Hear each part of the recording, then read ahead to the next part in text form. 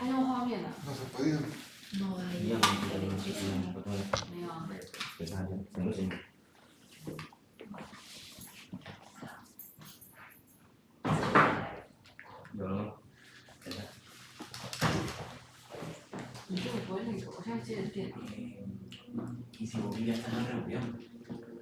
Ah, ok. Ajá, sí podemos. ¿Me escucha? No, ahorita no estaba prestando.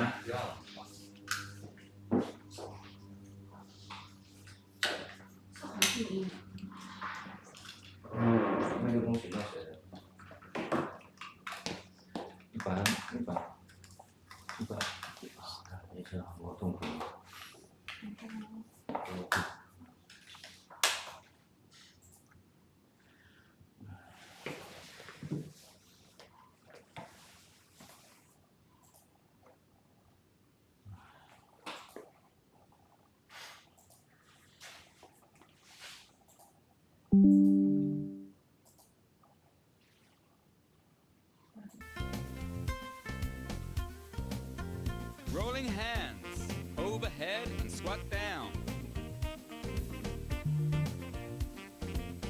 Clap your hands and legs, up and down, up and down. Rolling hands again. Move your hips, 2 more. Clap your hands and legs, up and down, up and down. 2 more. Step touch and swing your arms. Right and left. Squat tap. Extend your arms. 2 more. Now clap over your head and squat.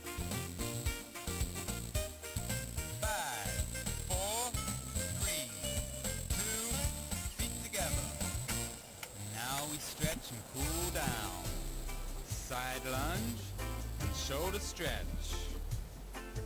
Grab your elbow and tricep stretch. Now switch, side lunge, switch and shoulder stretch. Grab your elbow and tricep stretch. Deep breathe, inhale, exhale. Buenos días. Swing your head from side ¿Se to escucha? side, right and Sí. left, right Juan and Carlos, left. no sé si me escuchas.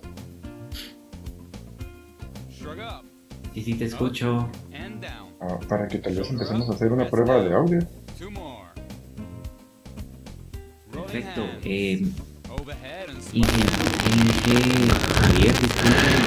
Mr. Javier, can you please hear us, please? Así es, muy buenos días. Yes, good morning. I can hear you pretty well, very clear. Can you hear me? Yes, I can hear you very clear. Are you getting the signal? Dani, chequea si están recibiendo señal en inglés. Are you getting the signal? No hay canales como tal.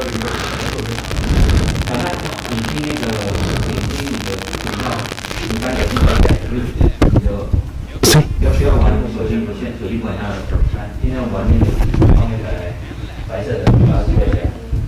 Se escuchaba súper. Sí, solo Javier yo lo escuché bastante fuerte, pero no sé. No, así que se quede, por favor, sí. Ustedes pueden bajarla ahí, ¿verdad? Regular. Para mí está bien. Mira, pero ellos están escuchando mi traducción ahorita, ¿no? Yo no estaba escuchando, creo que está saliendo directamente a ¿Podemos verificar? la plataforma, no se escuchó la... ¿Sí? No sé, ¿esta es la plataforma? Ajá, pero... Licenciado Paz. Good morning, Mr. Paz. Yes, can you hear me? Yes, we can hear you very well. Yes, I can hear you quite well. Thank you much. I'm not sure, Raul, can you confirm if you can hear us? Yes, I can hear you pretty well. We just want to make sure that this other part is covered. Okay. V-step. Point your finger. 2 more. Step touch again. Shake hands. Up and down. Up and down. V-step. Point your finger. 2 more. Rolling hands. Overhead and squat down. Clap your hands and legs. Up and down. Up and down. Rolling hands again. Move your hips. 2 more. Clap your hands and legs. Up and down.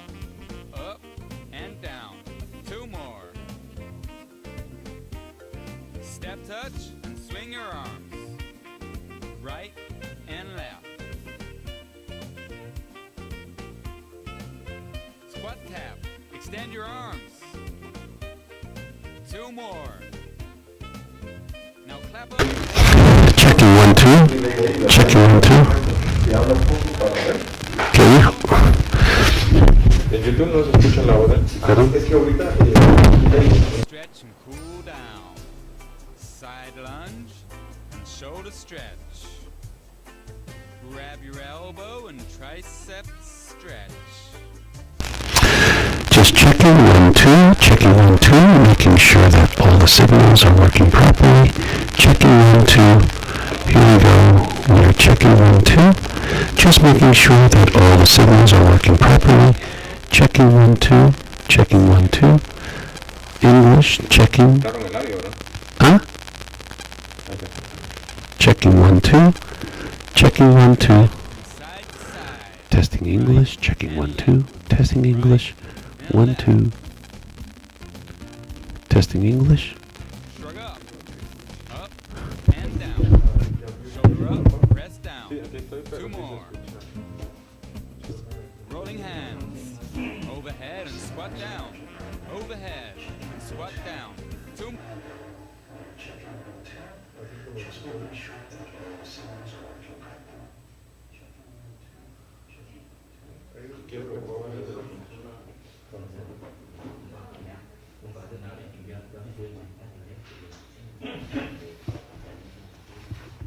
Pero YouTube va a ser en inglés, ¿no importa? Pero estoy haciendo esa prueba, no sé si puedes guiarlo para ver alguna prueba en español. Es que ahorita YouTube se escucha raro, entonces me voy a enfocar un poco en ver si se arregla esto ahorita. Pero mándame el Yo ya te envié el de YouTube de Radio Edición, en donde está el web. Sí, gracias. Sí.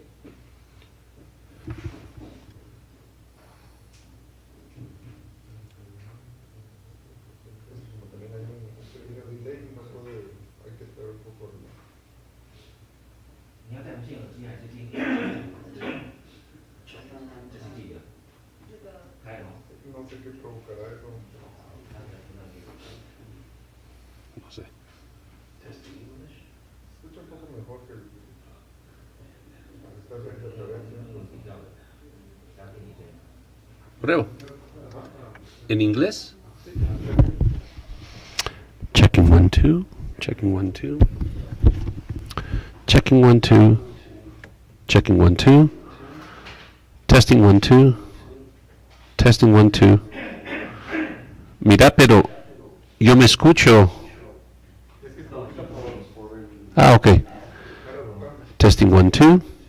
Checking 1, 2. Check, check 1, 2. 1, 2. Check 1, 2. Check 1, 2. Testing 1, 2. Testing in English 1, 2. Check 1, 2. Testing 1, 2. Check 1, 2. Check 1, 2. Testing 1, 2. Testing 1, 2. ¿Sí? ¿Estamos ahí? ¿Estamos mejor? Ok, podemos probar, pero yo todavía me escucho aquí. Pero yo ahorita me escucho todavía. El problema es que si yo me escucho no puedo traducir. Testing 1, 2. Testing 1, 2. Todavía me escucho. Me escucho. Y cuando hicimos pruebas originales, no. Testing 1, 2. ¿Habrá algún micrófono prendido? Venir. ¿Puede no tiene algún dispositivo ahorita dentro del micrófono? Testing 1, 2. Y yo me escucho. Él solo se escucha y interfiere. El problema es que si yo me escucho, no puedo traducir.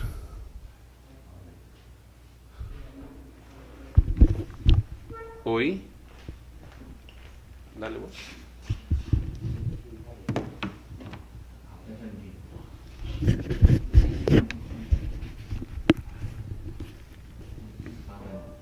Probando. Probando sonido, 1, 2. Probando sonido, 1, 2. Probando sonido, 1, 2. Sí, sí. Sí, sí. ¿Te escuchas? ¿O no? Testing sound, 1, 2, testing. Es que aquí no se escucha, ¿eh? Aquí es. Sí. Va. Probando 1, probando 2, probando 1, probando 2. Pero es que aquí se va a escuchar siempre. ¿Por qué? Porque recuérdese que usted está escuchando lo que está en la plataforma y usted está hablando siempre. Es como que yo me pusiera, es como que yo habilitara mi micrófono y me pusiera aquí mismo. O sea, hablo aquí pero me estoy escuchando porque esto lo manda la plataforma y la plataforma me manda. Pero mi pregunta es esta. Cuando yo esté interpretando, alguien va a estar hablando.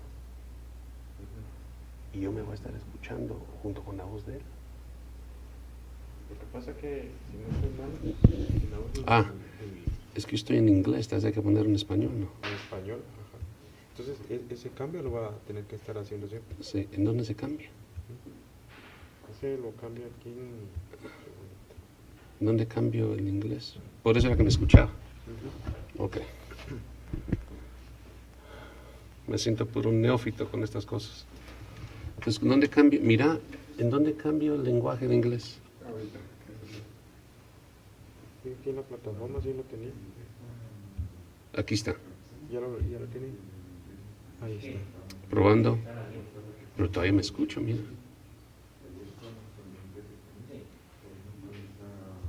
Probando. Probando.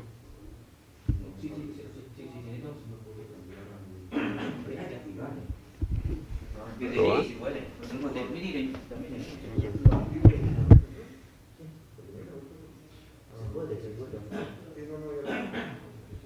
O sea, ahorita aquí estoy en inglés y aquí estoy en español, pero escuche lo que digo. Ahorita ya está activado, ajá. Ya está activado eso. Aquí está español. Sí, solo pase todo el mezclador hasta el fondo. Probando. ¡Ah! Padre Santo. Ya. Sí, pues ya. O sea que el problema es que eso hay que pasarlo. ¡Ah! La gran puchica. Qué bárbaro. No sabía. En un inicio no estaba activado, pero creo que ya está. Voy a hacer un prueba de audio locales. ¿Vale? Pero ahora pueden hablar ustedes. Podemos hacer la prueba. Sí.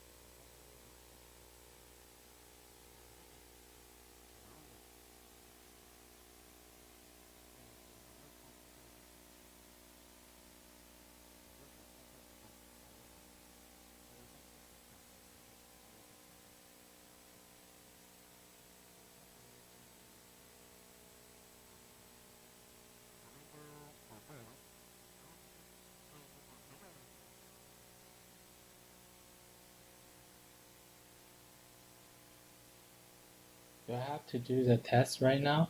Yeah, they say type that loud. Yeah, Okay. I heard that. Am I right? 我要做测试吗？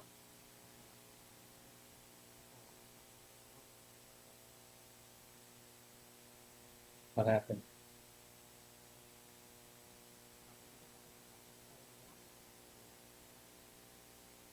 He's talking about Spanish, like Okay. platform for Spanish. Testing English, testing English. Habla. Testing English. This is a test into English. ¿Sí se ve en inglés? ¿Estamos bien? Ok. Yo pensaba que él estaba hablando aquí. ¿Está hablando? Ok. Podemos probar ahora. Ok. Entonces, si alguien habla en la plataforma, así es como se va a oír. Ok.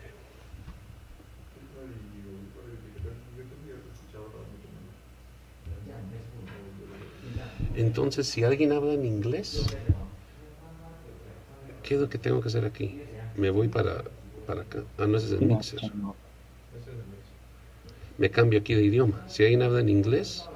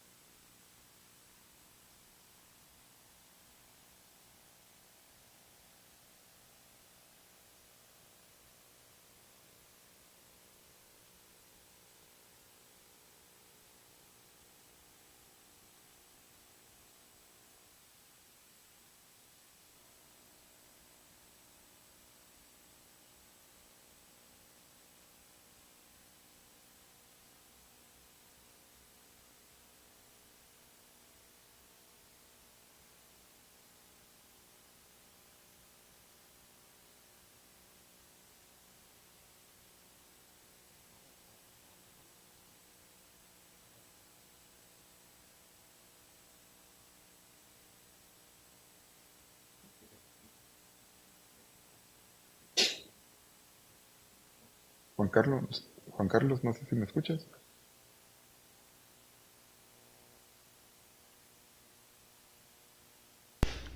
Testing 1, 2. Ya activa su cámara, Juan Carlos. Testing 1, 2.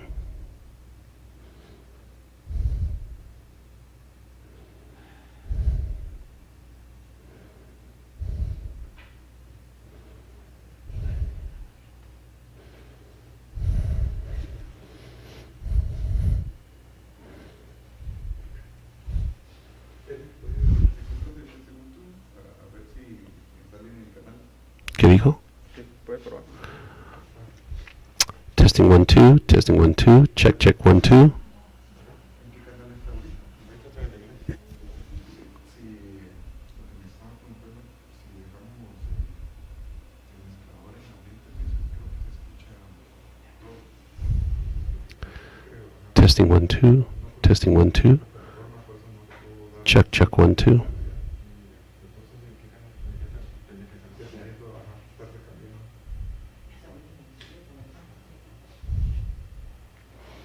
Check 1, 2. And that's exactly. Entonces, ¿qué es lo que hay que hacer?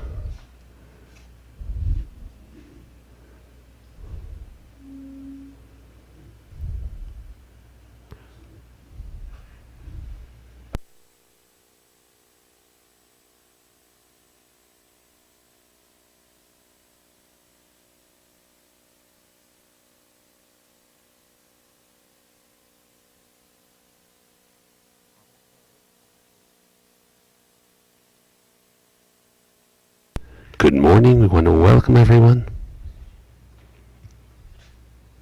On behalf of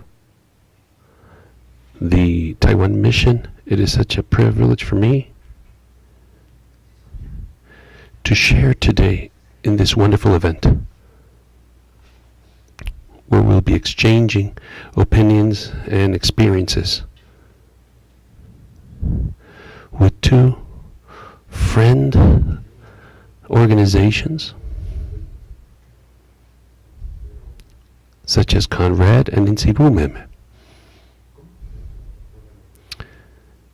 And today we'll be addressing the subject on unique characteristics of the hydrologic threats in the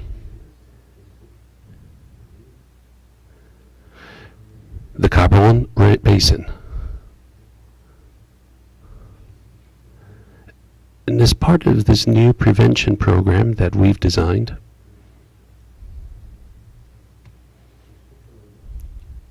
we will commence this event. And I would like to introduce our director from the Taiwan mission, Mr. Pablo Hong, who will be sharing some welcome words.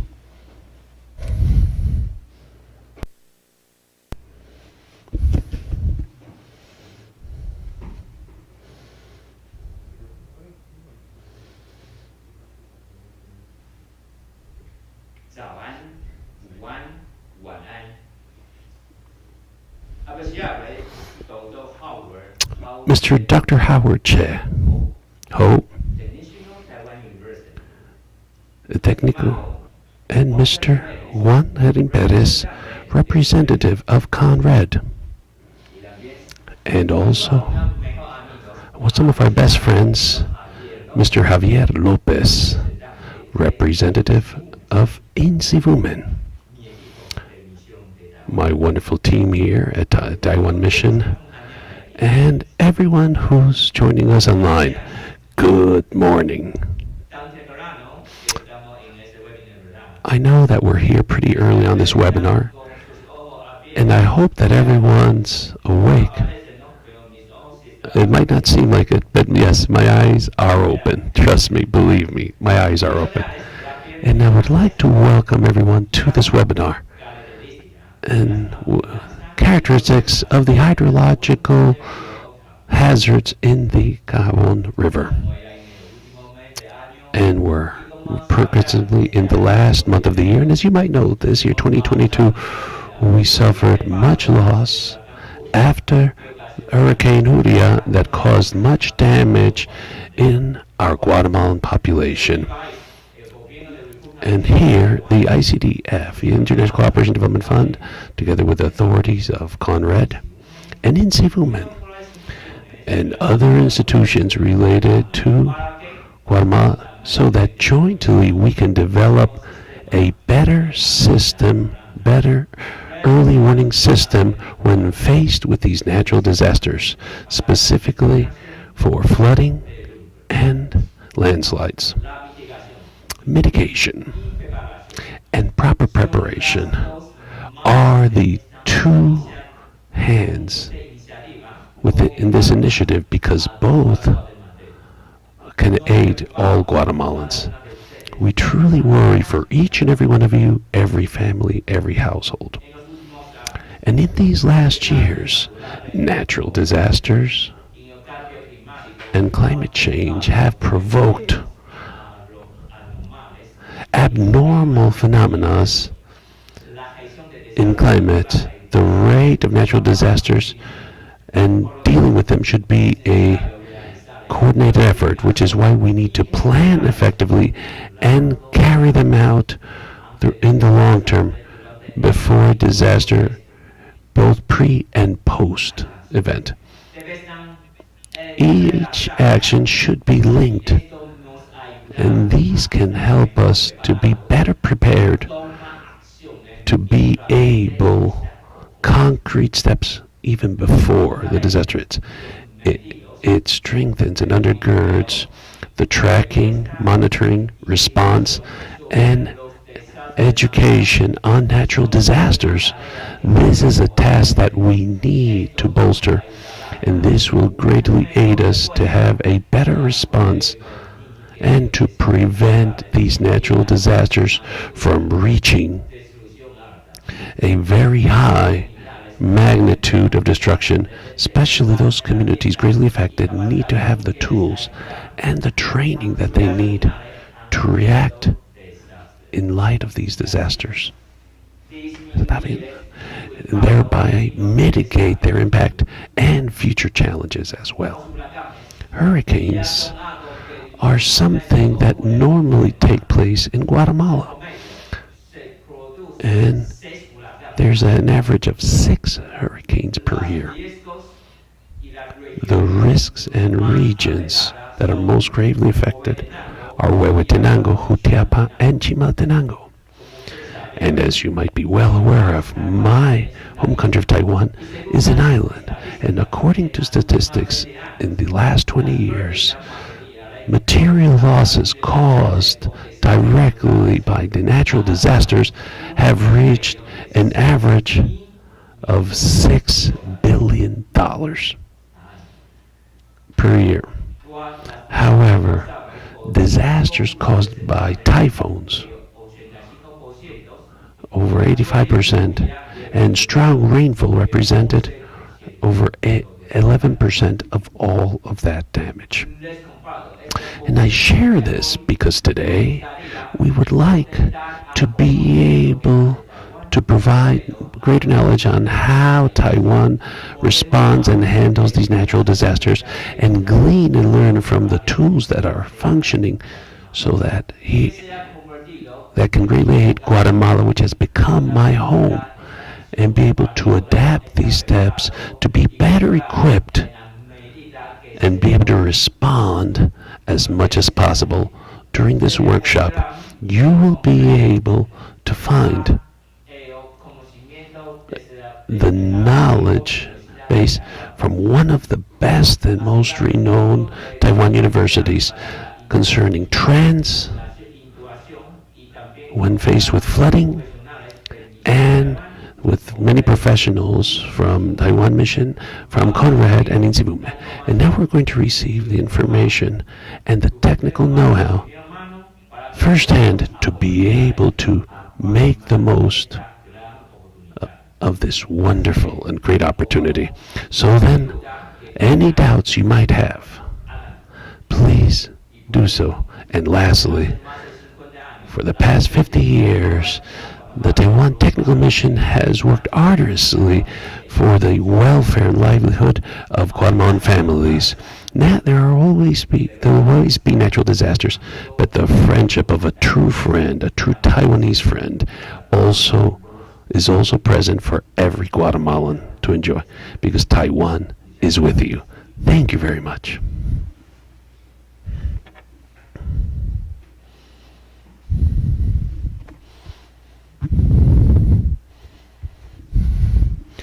And now I'm going to introduce Mr. Erin Paz to give us an introduction to this event from CONRED.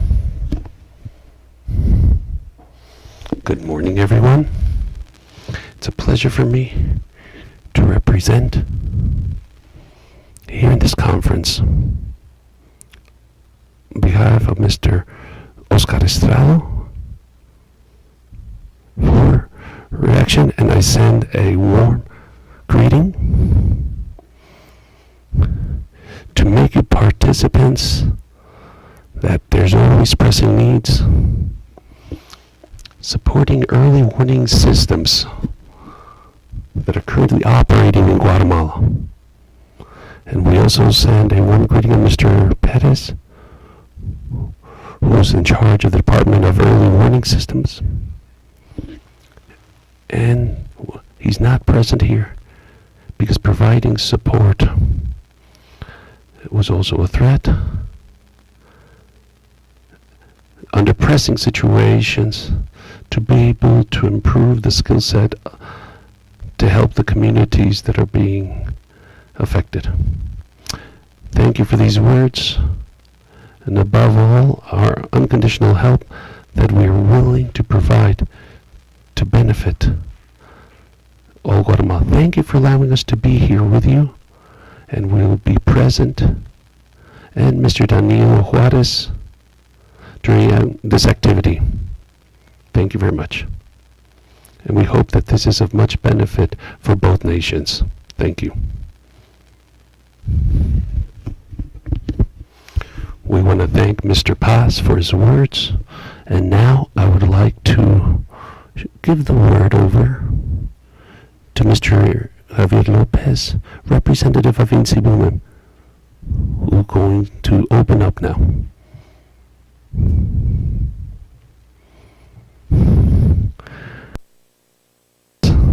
Good morning, my name is Mr. Javier Lopez. First of all, I want to thank you for the opportunity to be here in this conference. We are here to be able to serve the population, absolutely.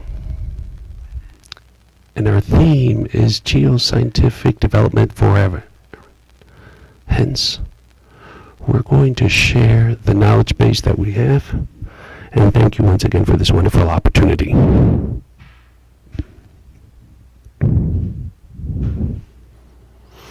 Thank you, Mr. Lopez, for these wonderful words, for these opening words. And now we'd like to introduce the one in charge of the prevention program and early warning system for natural disasters, Engineer Giselle Ling, who will share about our project.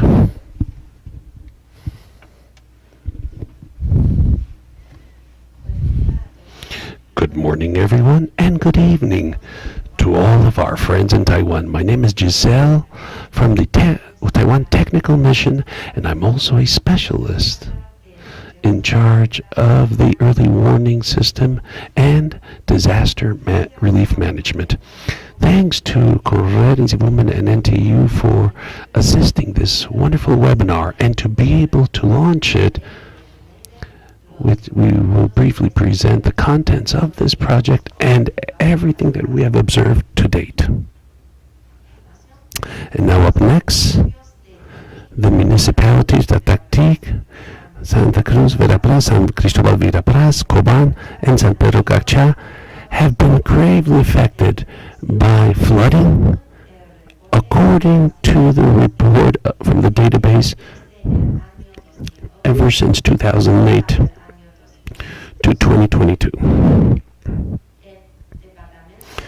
the departments of Alta Verapaz lacks the necessary capabilities to be able to properly react before natural disasters from the affecting the Cahabón River Basin. This has caused many Guatemalans to have to go through all of these different adversities.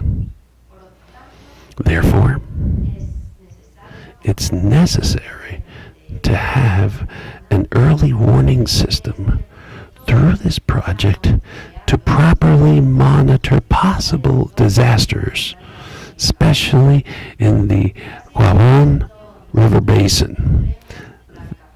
Thanks to this, we're going to have the capabilities of these early warning systems from the central government to effectively support local communities in their decision-making process and to reduce to a great degree the percentage of people that are gravely affected.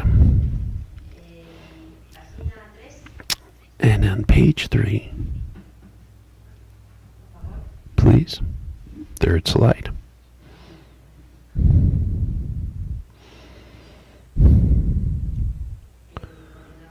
Next slide, yes, thank you.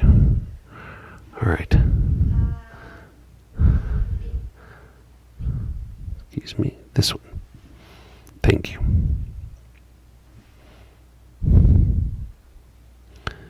We're just going to get the right slide. There we go. Thank you. And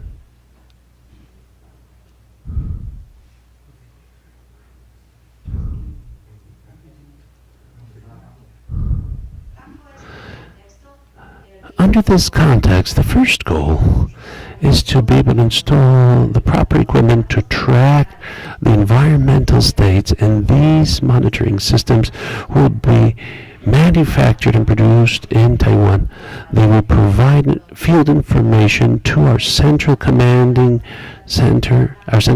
processing center in Guatemala City, and they will be used to be able to simulate the disaster scenario. And up next, the municipalities of Cahabón and San Pedro Cacha are located in those regions that are most densely populated in the region of Alta Verapaz, and they are also one of our main allies for execution. We've visited many different points in Cahabón and San Pedro Cacha throughout the Cahabón River to be able to properly identify the right places to install the monitoring and tracking systems. Each one of these points are registered with their coordinates all the way from the river basin to the lower basin throughout the entire erosion that's taking place. And the state of constructions, such as analysis to be able to make post decisions.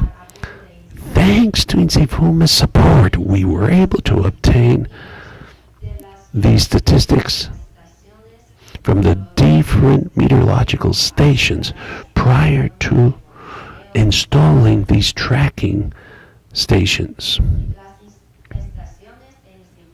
The INSEFUMA stations have collected data concerning the levels, the flow rates, and rainfall. This data will be greatly useful for future tracking calibration systems, for future calibration of tracking systems. And the second goal of our project is to implement an early warning system to support the decision-making process. And based on the environmental data, we can touch on geographic areas and simulate the area of catastrophe to properly predict the affected region and design an early warning system for each area.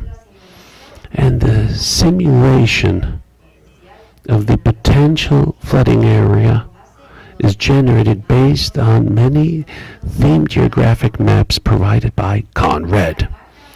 which covers many different subjects such as soil use, different features of the land, the rivers, and the geographic basins, the main roads and infrastructure, etc. In the meanwhile, we also try to update all of the details in the regions of Cahabón and San Pedro Cacha, including details of the river basin, the road networks, all major infrastructure, and their descriptions. The simulations of possible flooding areas will be analyzed afterwards by Professor Hull of the NTU in our upcoming presentation. And now, the third goal of this wonderful project is to implement a communication system so that these alerts can reach the population in danger throughout the Cahabón River Basin. The alert messages can be shared or broadcast in many different ways, such as official announcements that come from the state government, from the internet, from the early warning system in the neighborhood, or through cell messages. In our field study, we've observed that many official announcements aren't sufficiently effective for residents to be able to remain informed. Reason why it will be vital for this project to build a bridge between the Central Command Center and different regions. And now next.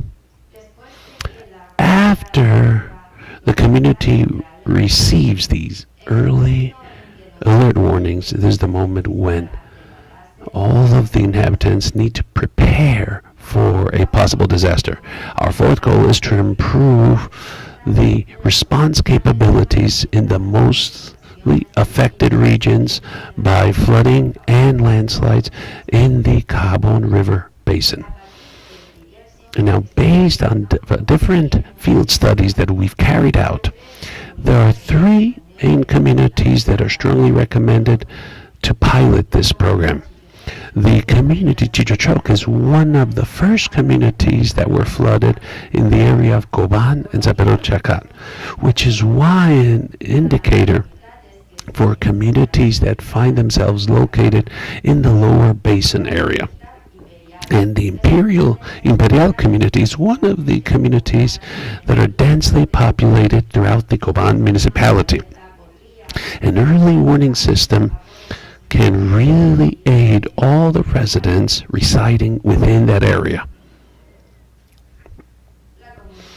And the Raspec community is located in the municipality of San Pedro Cacha, and they find themselves in an area low in altitude. They only have 2 roads that connect to the outside, and therefore flooding tend to isolate the community, making it much more difficult to evacuate.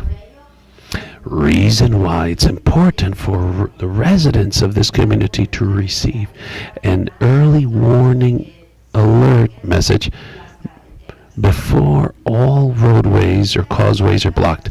In visits that we carried out, leaders of all 3 communities proved willing to be able to cooperate with this wonderful project and to organize all of their neighbors, which is a wonderful start to be able to establish a disaster prevention system. Yes. And now, the last one. The last goal is to verify the proper functioning of this early alert system by carrying out simulation exercises to prevent disasters. And up next, we have the walkthrough disaster script specifically designed for the flooding disasters based on Taiwan's personal experiences. There are 6 main scenarios, and these scenarios are organized according to a timeline. And it starts off with the government announcing a warning of a possible hurricane, and it ends with post-recovery, after post-disaster recovery. And those in the community will break up into different groups with their different roles and assignments. Up next. Each scenario includes many different processes, and this is the pillar that shows the main actor or that gives the order. And the script also includes every detail. Nonetheless, this script is still in the design phase, in the draft phase, and it needs to be modified and checked by all the residents according to their needs. And these are the 5 dimensions of our early warning system and disaster management, disaster relief management, according to the studies that we've carried out up to now. Thank you, everyone, for listening in to us. Thank you. Thank you for that presentation with this early warning system. And now I would like to introduce Dr. Howard Checo, quien es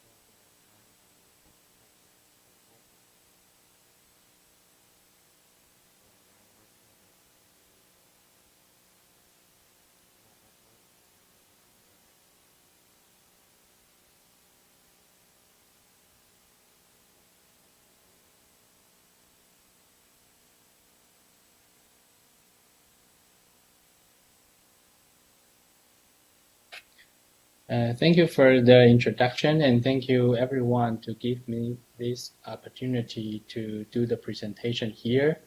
So first of all, I want to thank you the CONRED and ICDF. They organized this wonderful event. We can share the knowledge to do the flood mitigation. I hope you don't mind if I share my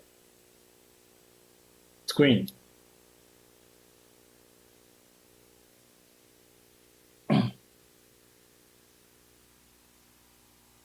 So in this way, I can do the control of my presentation. So hopefully I have an English version, so it should be fine to do the presentation. So if you have any question, you can just let me know during this presentation.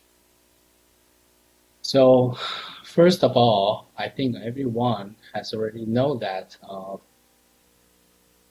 climate change affect a lot of environment on the earth. So either way, you will have too much water or you have too hot in the temperature. So from the data recorded by NOAA in US, it shows that during this year, the temperature has has been raising up to 1.2 degrees. And this is very dangerous because they claim that if temperature raising up to 1.5 degrees, the environment will cannot find a way to go back to the original condition. So if we keep raising our temperature, what will happen? They say the first thing you will facing is the water resources. You will have a lot of flooding, then you will have a lot of heating issue. So in the beginning, everyone thought this situation will only be seen in the theater or the movies. However, if we look on the recent news, this was happened in the July in Europe. There is a heat wave hitting Europe and caused almost 5,000 people die. As you can see, the majorly affects Spain, Germany, and Portugal. And this picture is not from movie, it's the reality. When the people are in the high-speed train, they saw outside as a wildfire. So it's not the movie, it's reality. So as you can see, a lot of extreme events happen in the world. It's not just happen to some specific country like Taiwan and Guatemala. I know in Taiwan and Guatemala, we are facing a lot of typhoon, landslide, earthquake, a lot of disasters. However, those disasters, they also happen in some other countries, which are seldom have the disaster right now. So which means in the future, in Taiwan and Guatemala, we both will facing more disaster than before. As you can see, this is another example I'm showing here. It was happened last year in Germany. This is a very small town, and they just have around like a 60 millimeter per hour rainfall. And this rainfall will cause this small town flooded. Okay, so this is another picture. It was happened last year in Bangladesh. A lot of people, they are facing flooding issue. So those people in Bangladesh, they are shifting, they're leaving their town to moving to another town for a living. And so UN claimed that if this temperature keep raising up, the flood issue, drought issue, heat wave issue, they will cause a lot of climate change refugees. They say in 2050, it might have a 150 million refugees affected by the climate change. So what can we do? I know everyone heard about the AI, artificial intelligence.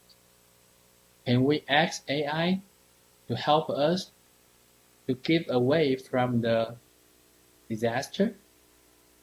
What can we do? So I think today I'm going to show you how AI can help us to mitigate the impact from the flooding issue.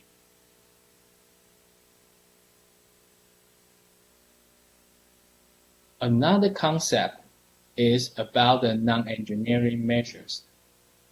Long time ago, when we're talking about the flood, we always using the engineering way, try to keep the flood away from the community. So we build a lot of dam, sewage system, and a lot of fundamental infrastructure. However, because of the disaster amount and the frequency of the disaster, they happen a lot. So those engineering measures actually couldn't solve the problem right now. So now the UN water, they changed the strategy. They changed to using the non-engineering measures to fix or mitigate the flooding impact. So this will come up an idea, I call it resilience. Okay, so resilience is a very important concept when you try to mitigate any disaster event or mitigate the disaster impact. So we have to have a concept. Hazard or disaster, you cannot make it disappear. So it will happen anyway. So the only way you can do is you have to increase your capacity to resist those impacts. And then you have to raise your capacity to recover from the impact. Another way is you have to keep the disaster away from your home or from your community. So if you have this kind of the strategy to face the disaster, then we can call you are using the resilient concept to do the disaster mitigation management. So when we are talking about the disaster mitigation management, or we call it a risk, we have to consider three important factors. The first one, I call it hazard. The second one is exposure. The third one is the sensitivity. And hazard is disaster. So the hazard, the degree of the hazard cannot be changed or mitigated because the disaster will happen anyway. So if we draw it, we have a disaster like this, and we have an exposure like this, and we have a sensitivity like this, and this is the risk. Okay? So when we do the flood mitigation, what can we do? If this is the exposure, then we have to move this exposure away from hazard. This is hazard. Another one is, if this is a sensitivity, then we can move the sensitivity away from the hazard. Or we can make the sensitivity smaller than the original. So when we're talking about the disaster management, actually we are working on exposure and sensitivity. So the exposure is the people or property which exposed to the disaster. So if you have flood come to your community, you can move away from the flood, or you can move your property away from the flood, which is we talking about the moving exposure away from the hazard. And what is the sensitivity means? If we have the early warning system, if we have the so-called the resilient community setup, and we also have some strong fundamental infrastructure, all of these belong to sensitivity. So if you have a good early warning system, then your sensitivity will be smaller. If you have better resilient community, then your sensitivity will much smaller. You have very strong fundamental infrastructure. This sensitivity will become much smaller. So when we're talking about the management, actually, we are not managing hazard. We manage exposure and sensitivity. So if you have this concept, then we can start to design the strategy or the SOP for flood mitigation or disaster mitigation. Here, I want to give you a very good example I found online about the Guatemala disaster happened in 2020. I have to say, this is an amazing plan made by the CONRED, because actually this disaster event is quite huge. They caused the flood, landslide, and CONRED, you did a very good job to excavate people away from the disaster, which means you move this circle, we call it exposure, away from the hazard. So this, I would say, it's a very good disaster mitigation management. Okay, so as you can see, I just asked my research assistant. He can speak Spanish. He told me that it's not 100 people die. It's only 5 people pass away because of this huge disaster. So I would say this strategy or the work done by the CONRED, very good. Okay, so what can we make it better? So we should work on the sensitivity. So why do we have to work on the sensitivity? If we can make the exposure away from the hazard, why do we have to do something for sensitivity? Then we have to think about the resilience. So as you can see here, this curve, I call it a resilient curve. If you have the disaster impact to the community, the condition of your community will going down. If you want your community back to the original condition, exposure cannot help you back to the original condition. All you have to do will be focused on the sensitivity, because the sensitivity can help you to go back to the original condition as soon as possible. So this is a very good work. This is a very good work, but I think we can do a little bit more to make it better. So what can we do? We can do to set up the early warning system, because the early warning system compared to the fundamental infrastructure is easier to set up, and the funding issue will be less compared to the fundamental infrastructure. So how can we set up the early warning system? I will use the example which our team was done for the Belize.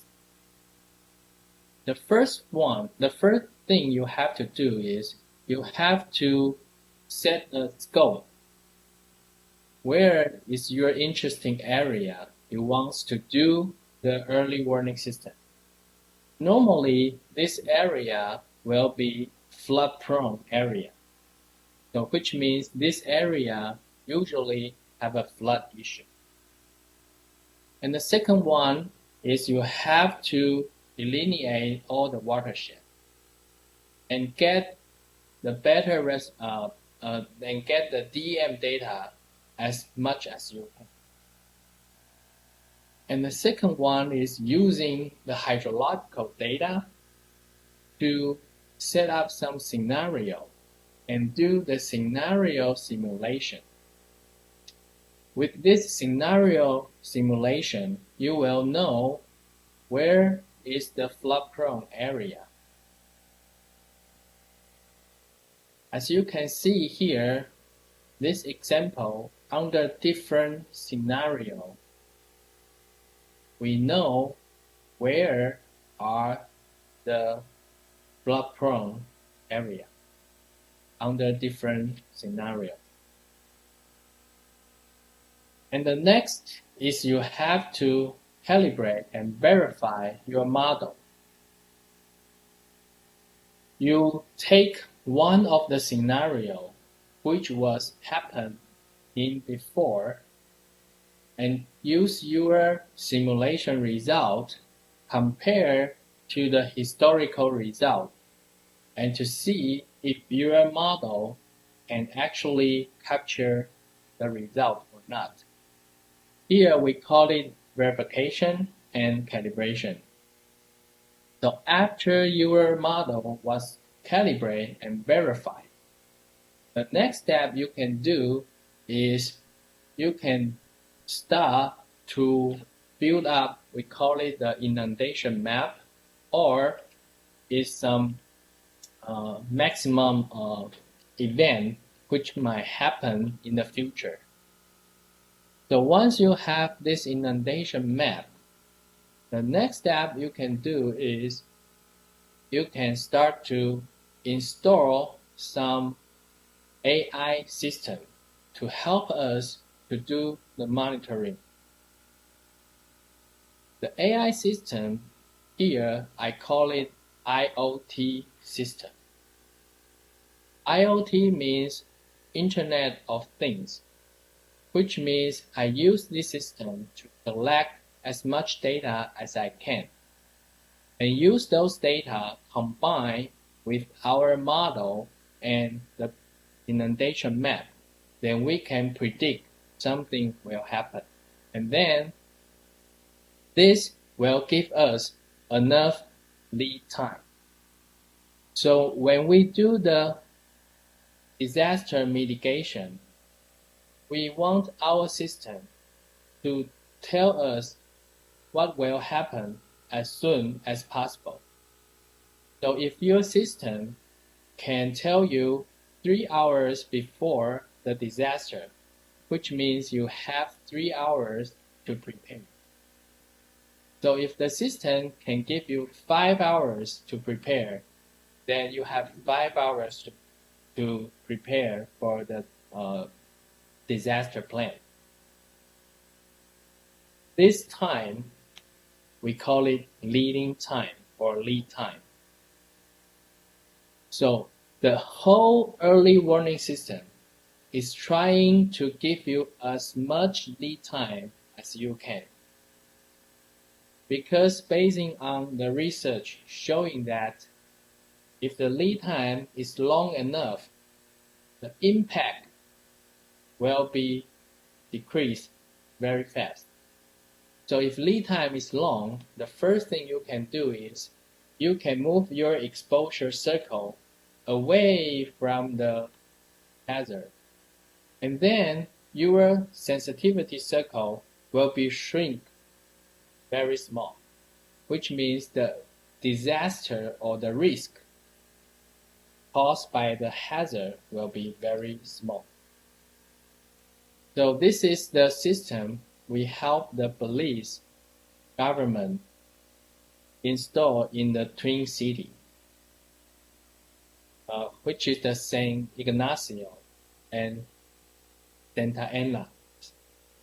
As you can see, we put 4 IoT systems in this area, and we install the water level gauging, rain gauging, thermometer, and the solar system.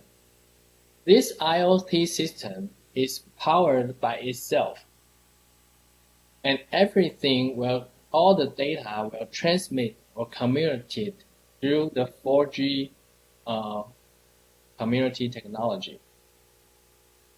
So as long as we have those data, we will upload those data in the cloud. And in the cloud, we can do the prediction. And we can also use this data to calibrate or verify our model and make our model much closer to reality. And this is the demo which we have done in Belize. As you can see, this is a real-time measurement. And we can using those real-time measurements to do the prediction. So those prediction, if we can predict far away from right now, which means we give you enough leading time. So this is the case which happened in 2020 Hurricane Eta. We use our system accurately predict the water level. And when we go back to compare our prediction to reality, we found that it's very close to what happened there. So which means this system can correctly do the prediction. And the leading time which we offer here is around 6 hours. So which means we give this town 6 hours in advance the disaster happened. So they have 6 hours to do the prepare.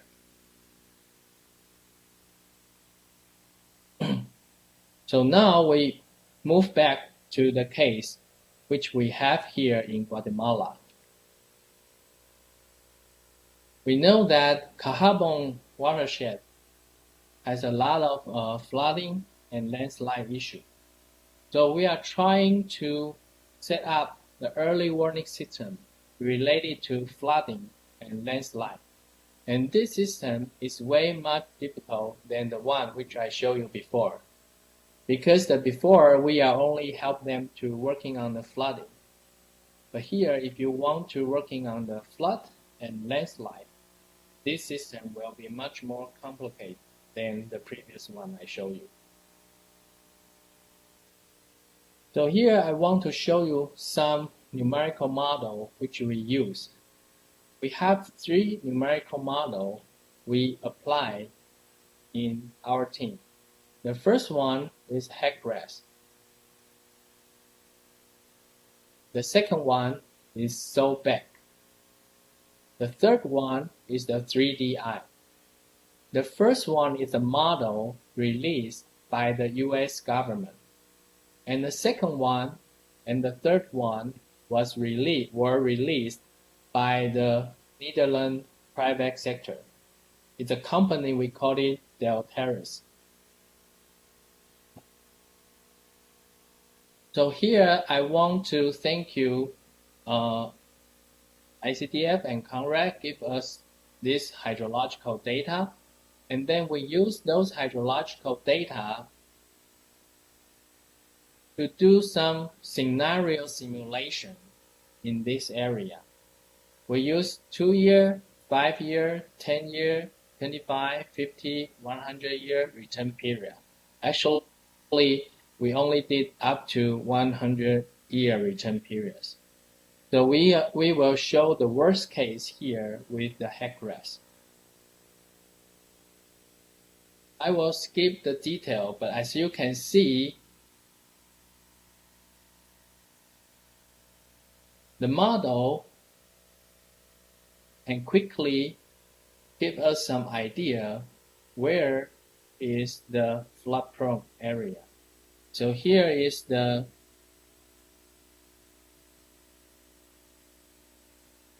animation done by the HEC-RAS. As you can see, this is the downtown area, and this scenario is 100 return period. As you can see, this area seems like are easy to get flooded.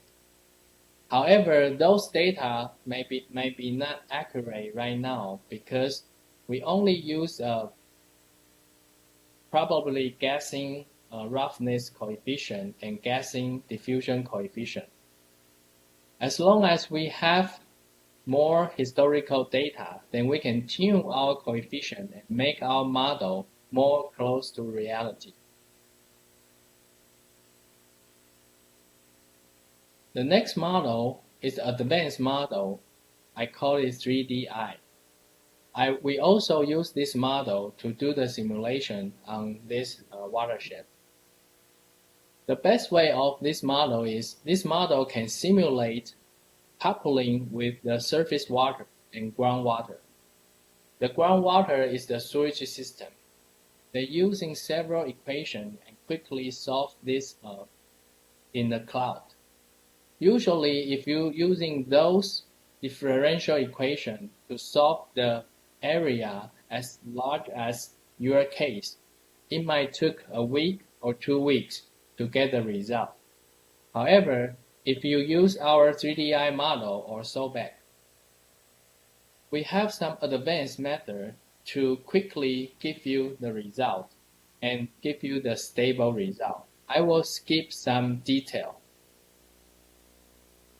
As you can see, this is the case. We help the Paris government in France to do some simulation which might happen in Paris. And then we can quickly know when something happened there, we will know the flooding area. And this model is more close to real time. As long as you set up your mesh, give your scenario, you will have the result in minutes. And this is another case we run with the 3DI. As you can see, the 3DI not only give you the accurate flooding simulation, the visualization can help us do the flooding mitigation plan or strategy plan, which can help us to understand the escaping route and some other issue which might concern in your escaping plan. So we will use this model to work on the Cahabón River watershed.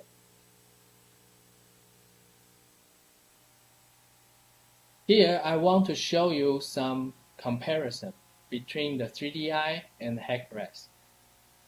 As you can see, the 3DI can be much more close to the reality because the 3DI, they coupling simulate the surface water and the water underground.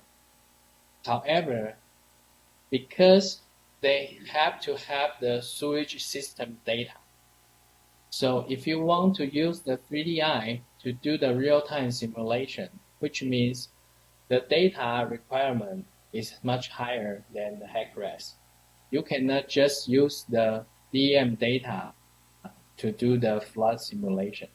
Okay, so if we have, in the future, we might discuss which model will apply to which area. But I just want to show you our capacity and capability, which can use different kind of the numerical model to help you do the flood simulation. I'll give you a very quick conclusion. Based on our draft simulation, we can see in this area there are several places which might facing flooding issue when you have the 100 return period scenario happen there. Even though this is just a preliminary result, but I think this simulation needs to be more adjusted based on the historical event and historical data. And if we can do much more collaboration between us and CONRED, I think we can set up a much more better flood risk management.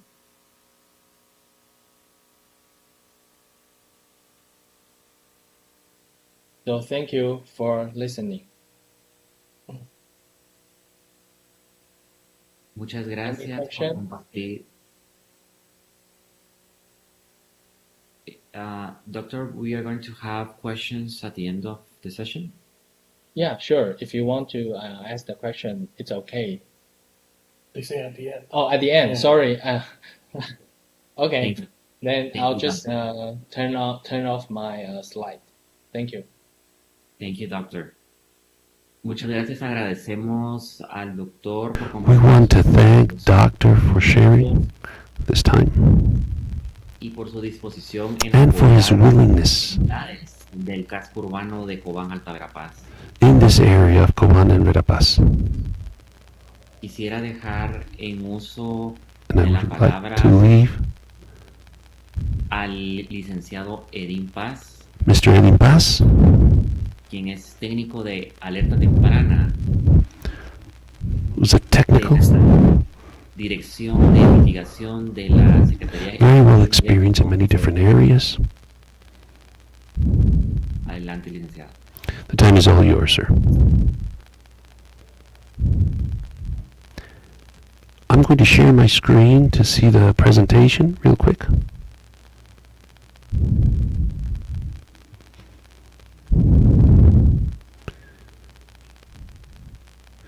This is to show the presentation or to share it? ¿Podría acercarse más a su micrófono, licenciado, por favor? Can you hear me better there? Más o menos, sí, si puede More or acercarse un less. poco más a su micrófono. Could you please get your microphone a little bit closer? Sí, le escuchamos.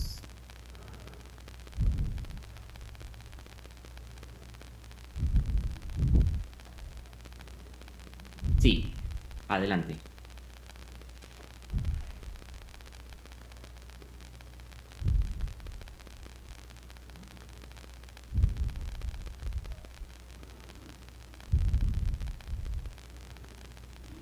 Están hablando. No oigo.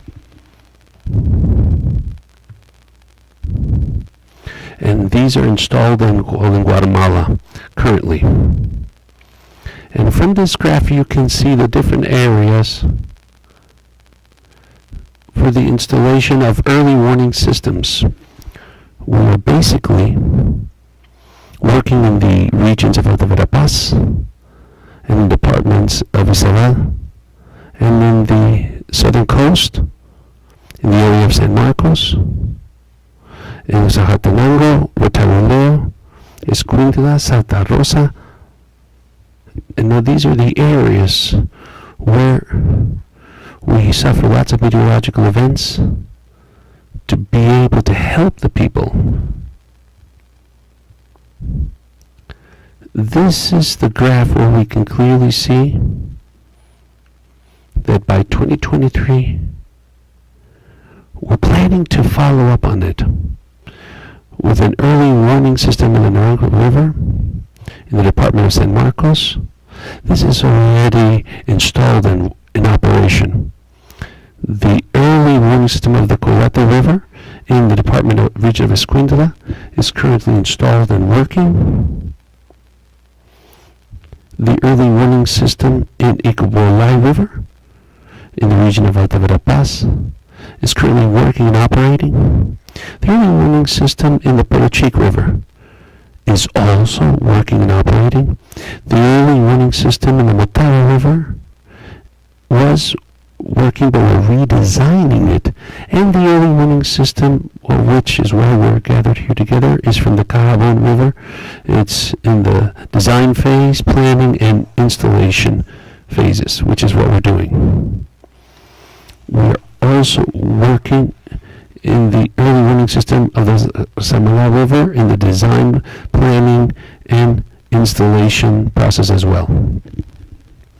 In this map you can clearly see the regions of Guatemala where we find the basins that I've already mentioned, from the Bolai River, the Cachic River, the Motagua River, Cahabón, Pochic, and we have the Chata and Naranja rivers, which we're going to work in, and the Colate. I'm going to quickly share an orientation concerning the system. We're working on an early warning system ever since 1978. We've been operating in it. An early warning system that was installed in 1997, which I'm going to show you later. This is the Naranjo River Basin, which is an early warning system. That's being used. And as we can see right here, we've identified them by name, by municipality, the region where it's located, and the many different areas that are covered. And the community links, which we can share information by phone. But in each one of them, we have radio installed that's worked in the VHF band, which is also one of the tools which we employ to communicate. However, one of the setbacks that we have in our nations is that cell phone coverage in our nations. Among them, we also have our internet network, so we have areas where there's no more access. So then, to ensure communication between we use radios, and therefore we can list some of the components and most widely used tools for these types of situations. We have much flooding in the basin, as you've heard before. These are some of the tools that are being developed in our region to be able to pinpoint the threat and risk. Of course, we use this with many hydrologists and engineers that carry out many hydrological and seismological tests. And as I said before, early warning systems is designed to help flooding, but by 2023 we're planning an early warning system that's multi-threat in nature, because there are many areas where we find the issues or problems. The area where we're going to install these systems, in the Cahabón area, we have landslides, we have flooding, we have many different threats. So we want to use a system that covers every threat. And this is going to help us to install these early warning systems. That is the goal for 2023. In the early warning system, we have a river system that's in the many different areas of interest according to analysis to keep a record of all of these different items. And the areas that you mentioned, you even mentioned artificial intelligence. And because of the cost, we have a monitoring system with contact sensors, touch sensors that once it touches the water, it sends a signal that reaches a registry box, and this records it and sends it to a tracking station located in the Galileo University, who are the ones who are helping us monitor these types of events. Then we've also installed a radio communication systems in different communities. These are on a VHF band. That way we train the person in charge of managing this. And all of this equipment is sustainable and solar powered to not have to incur in electricity, but mostly it's because we don't have no access to electrical power in those regions. And to be able to extend the radio communication signal, where we concentrate in radio communications, covering the area of the CONRED. And we reach the communication in CONRED. We also installed a system of microwaves. And we're currently working with internet protocols to be able to link them. And regardless of the community where we have a radio communication spot, they can contact our headquarters. As you can see, we need the radio. We install many regions. And if you have a biotech like the ones that you've already using would be effective. Unfortunately, network coverage, internet coverage in the community is very low. In many places it's not non-existent. We also have local coordinators that are properly organized for disaster relief. They design response plans, practices, and these coordinators have also installed, many of them have alert systems through sirens or alarm systems. We're fulfilling our early warning system. In other words, we have a record of people that are disabled. That's why we try to make our alert systems to be loud, to be visual, so that any of the two might serve to be able to warn people, thereby mitigating any risk in their communities. And we're also devising communication protocols to be able to broadcast the information in a timely and concise manner, understandable for every community. And now we find the Cahabón River Basin, comprised of 16 communities. This is the early warning system currently installed in Guatemala. And based on this, we installed many others afterwards. Likewise, we have a list of all the communities here. Currently, we're in the department of Escuintla, and we find 5 municipalities. And in each municipalities, there are communities. And the biggest problem over here that they face is flooding. But in the Cahabón River, we have lots of sediments. And this creates problems, especially when it comes to monitoring levels. And we need touch monitors with the water, especially with sand levels, and this can greatly accelerate the process. In this list of available resources, we don't have river monitors installed. Henceforth, we have surveillance cameras that we've installed, and through them we want to monitor the river levels. And these surveillance cameras are going to be able to monitor rivers, and we're also going to install different millimetric scales to notice the difference, thereby providing the different levels and data to be able to control the results. We're using the surveillance cameras because of the links to be able to relay the information, which is where we face a few setbacks. We don't have very strong links of easy communication, and we're analyzing this. Perhaps through microwave links, we might be able to relay the information to our headquarters.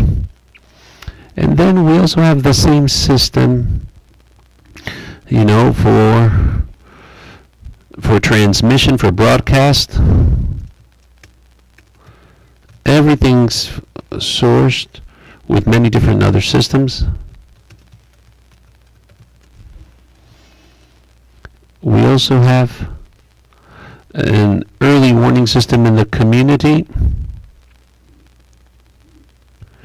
This is the lower part of the region or department of Alta Verapaz, and we're covering 9 communities here.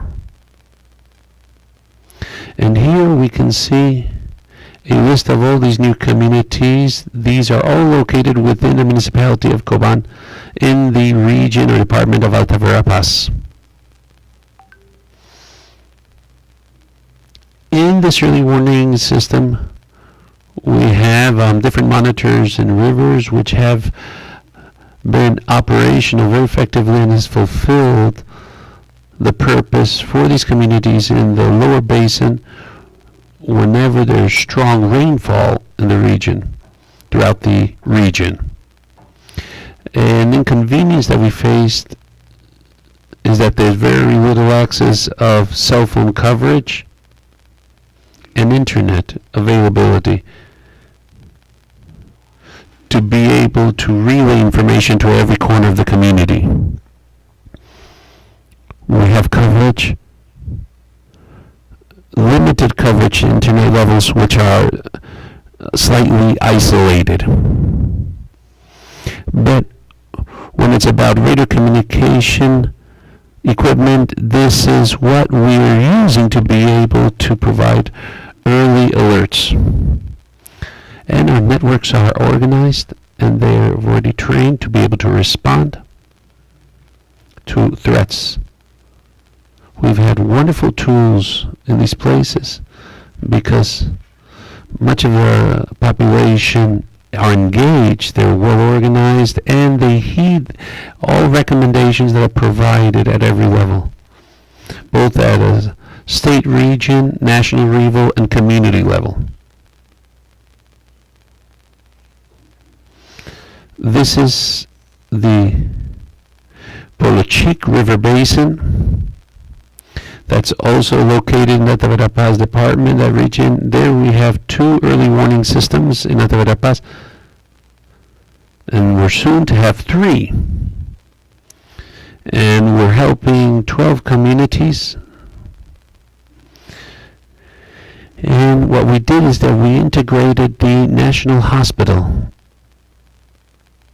so that they all have radio communication teams equipment to be able to receive alerts, but also to request support when faced with an emergency, or to inform that they're taking a patient somewhere. So that in this SAT in Polochic is the only one where we have the National Hospital connected to be able to aid in these processes.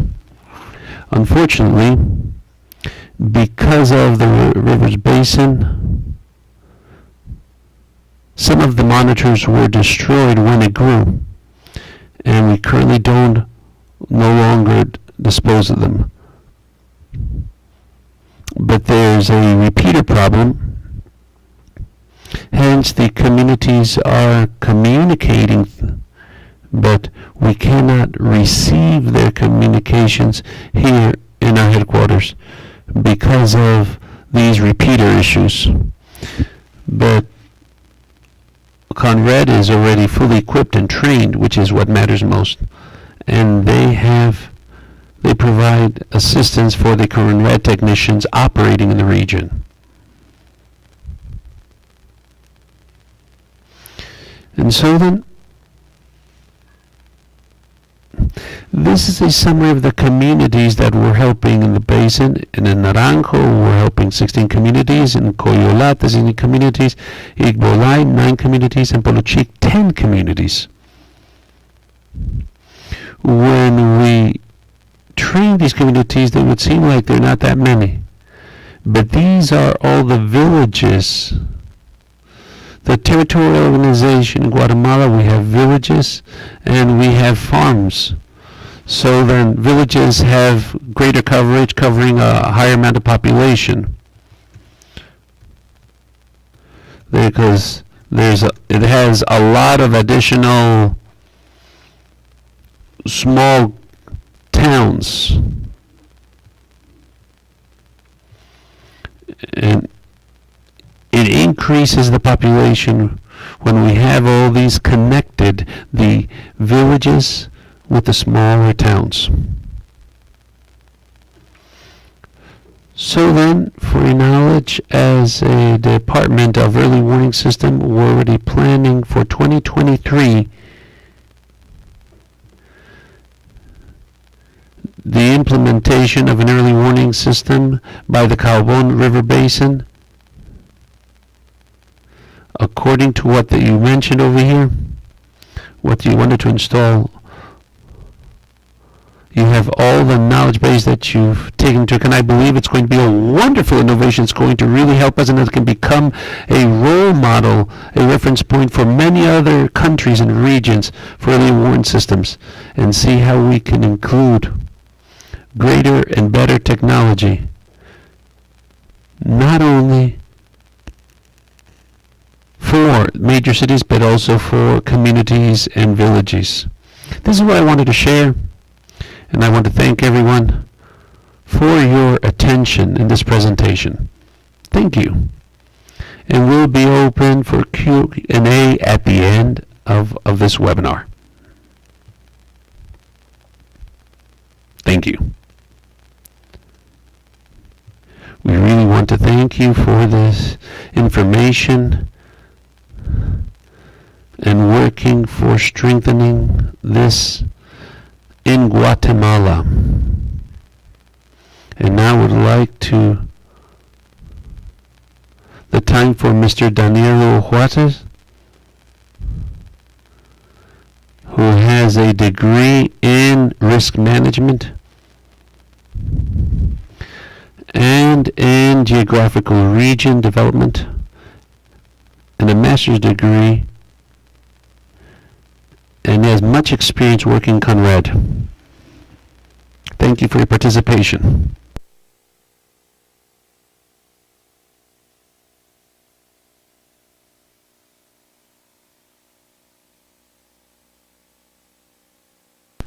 Danilo, the time's all yours.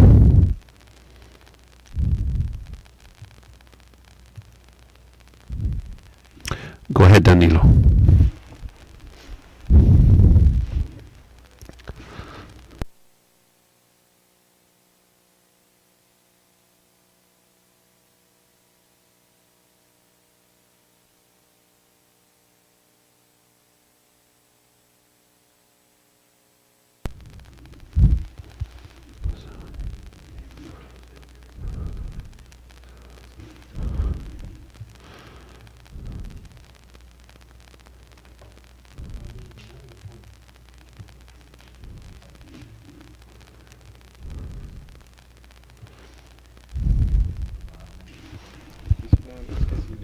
Traducir, por ejemplo, al inglés, siempre el audio.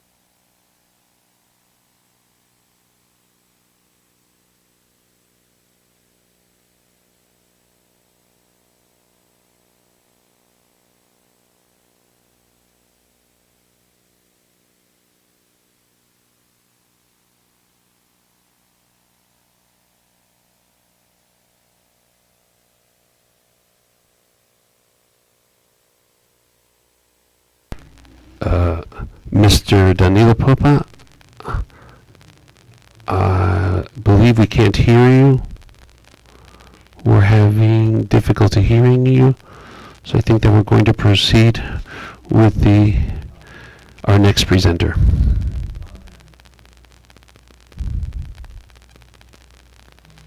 Yes, Mr. Javier, please. The time is all yours. A civil engineer currently studying a master's degree in hydrological systems. He's been working for over 5 years, working different projects. And it's a joy to be able to have him here.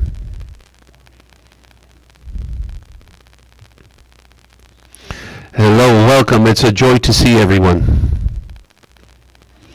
And so now I'm going to present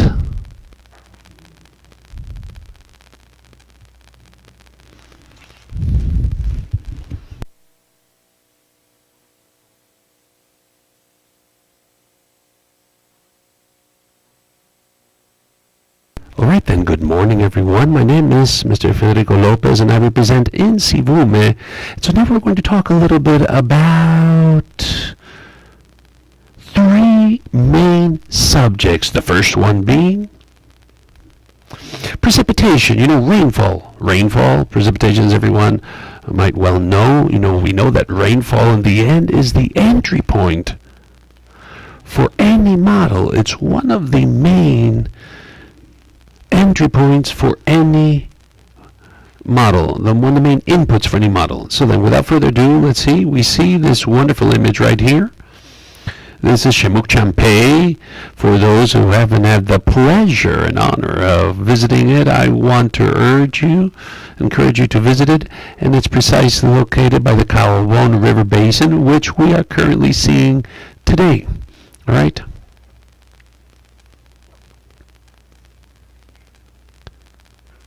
And so then our subject for today, let's look back at our subject. The subject that we're going to deal with today are experiences in hydrological monitoring in the Cahabón River Basin. Here we can see a small map, yes, a small map that shows the limits of the basin, of the geographic basin, which is also an input variable in any hydrological model. And this basin's perimeter is approximately 444 kilometers, yes, with an estimated area of 2,430 square meters. And as we can see, this hydric network, this water network, the main water network of the river. This network is broadly used, especially when it comes to the use of hydroelectricity, and they employ these water systems that come directly from the Cahabón River. Now then, I'm going to show you now the 2 stations that we use, the Cobán station and the Santa Maria Cahabón station. And in the top part, above the basin, we can see the region of Cobán, and Santa Maria, we can say that's more in the mid-lower region of the area.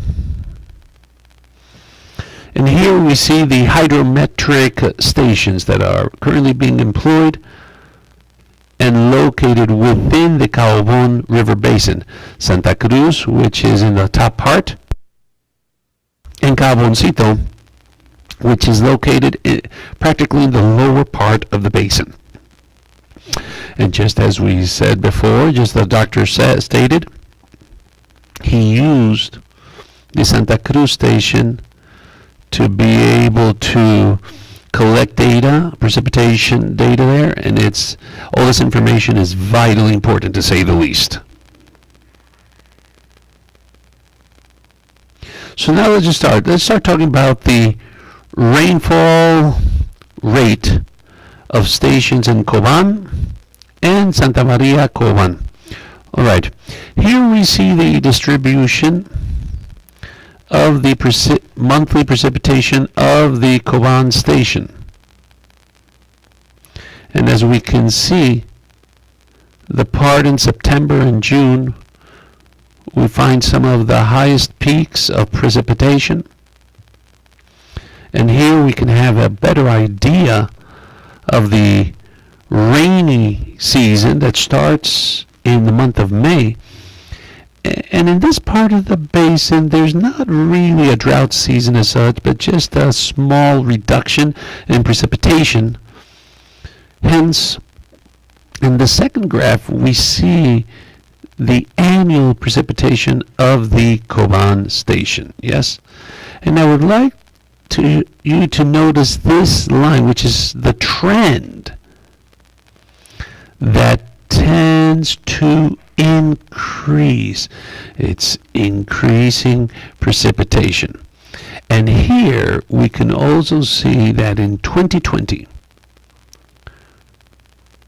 it was in this precise station, in the Cahabón station, where we registered the greatest amount of rainfall. This is the total of all annual rainfall. Yes?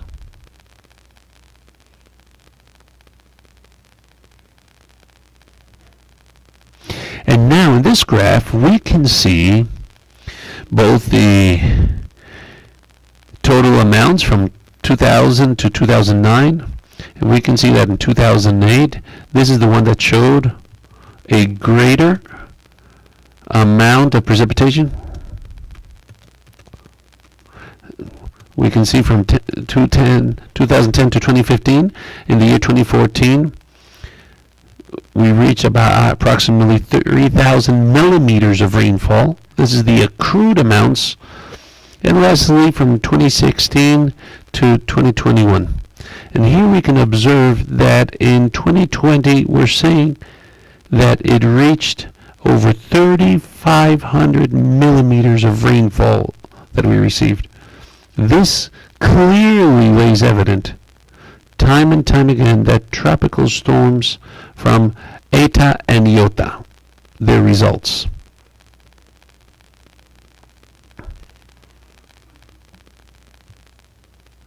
And I would like to take a look at this graph. This graph is quite interesting, to say the least. And here we see the the highest maximum daily precipitation in a year. And the curious thing is that in 2020, we had the highest accrued precipitation, yes? But we can see that in 2020, the highest daily precipitation wasn't reached.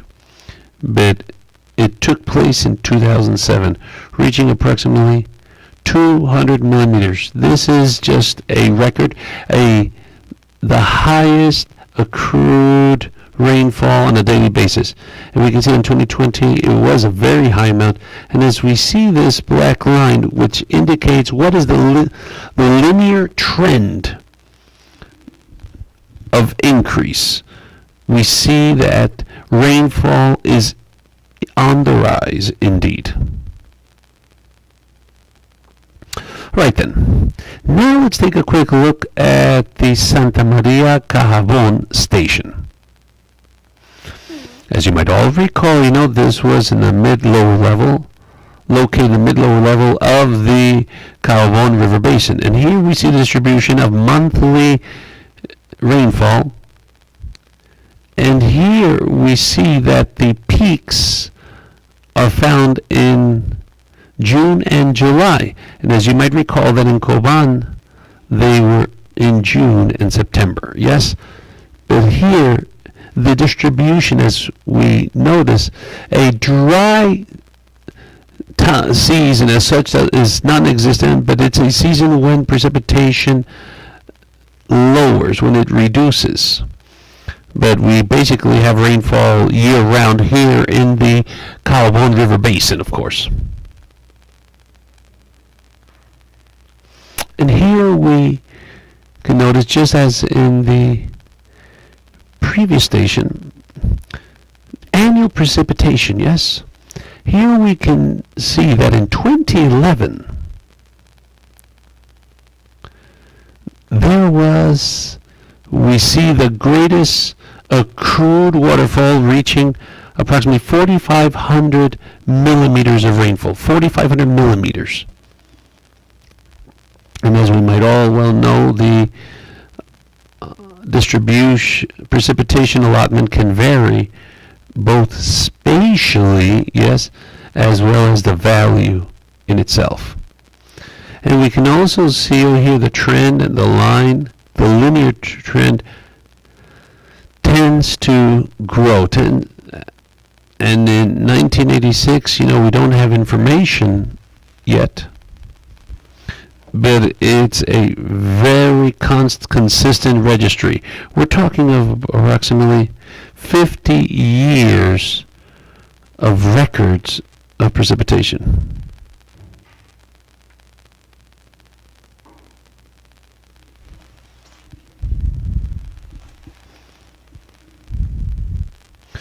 And so now we can see the accrued behavior precipitation from 2000 to 2009 and from 2010 to 2015. At least over here, in the year 2000. In 2011, as we mentioned before, this is the one that has the greatest amount of rainfall behavior. And comparing 2010 to 2011, 2012, 2013, ranging right up to 2015.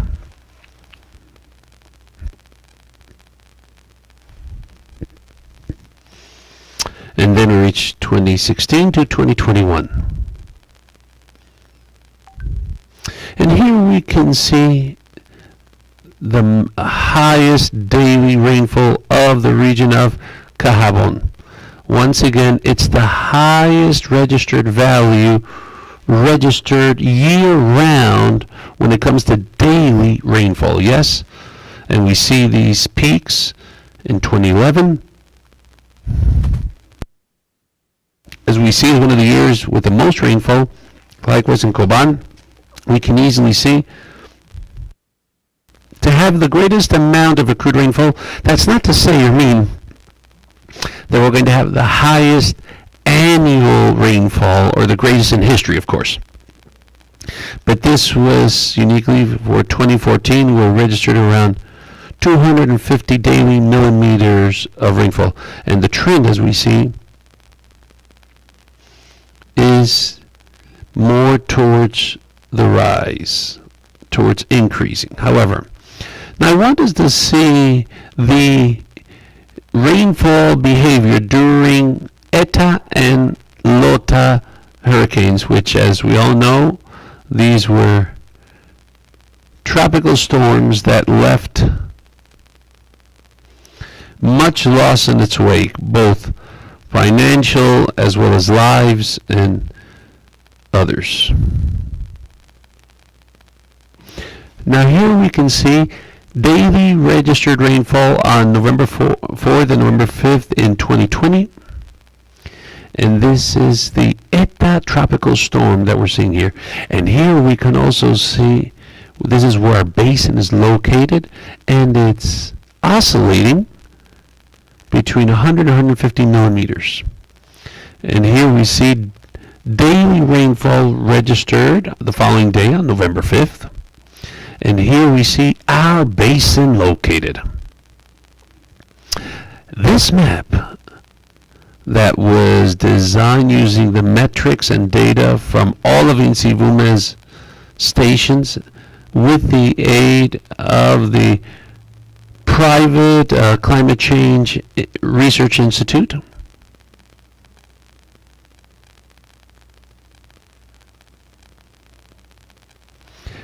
Here we can see on November 6th, yes?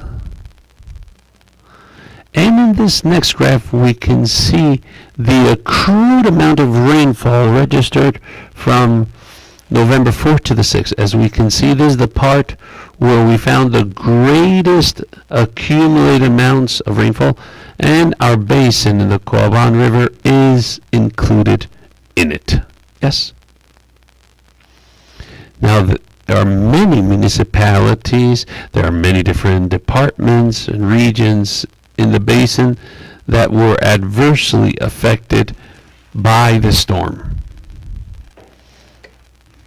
I'm not sure if I mentioned this before, but the basin in the Cahabón River is comprised of, it's located in the region department of Baja Verapaz, and it's in the lower part of Baja Verapaz, and in the higher region, and in the lower parts, we find Izabal, Lompanzos, which is practically what covers the entire Cahabón River. Now, we see Iota, tropical storm. We see daily registered rainfall registered on November 17th of 2020. And as you can see, and the accrued amounts of rainfall here in the area of Izabal, which was over 200 millimeters of daily rainfall on November 17th. And on November 18th, here in Izabal, it was the greatest, it took the greatest toll, and in our basin, there were also much accrued rainfall.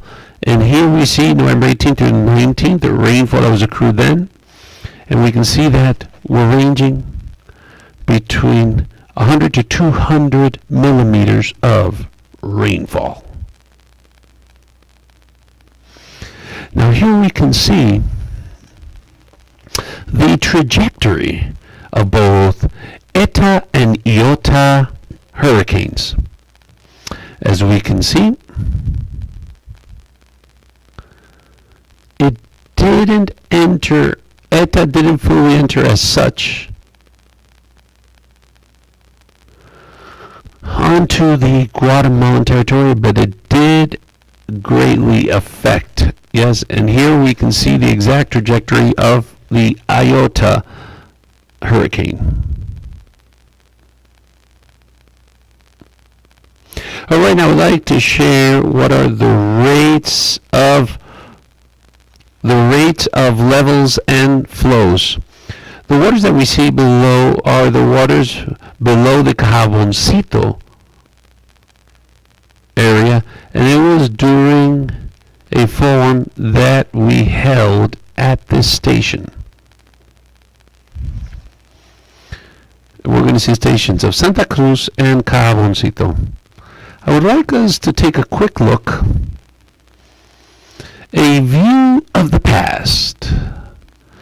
In Zivumen, in our historic records, we've registered that there were 4 hydrometric stations located in the regions of Alta Verapaz and the municipalities of Lanquin, 2 in San Cristóbal Verapaz, and 1 in San Pedro Carcha. And these were discontinued, unfortunately, and they were operational since 1965 to 1980.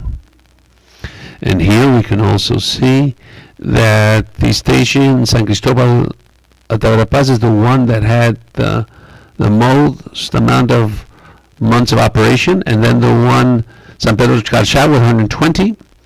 Then Valparaíso had a very short time span, just for 12 months. And then we have Lanquin with 42 months of operation.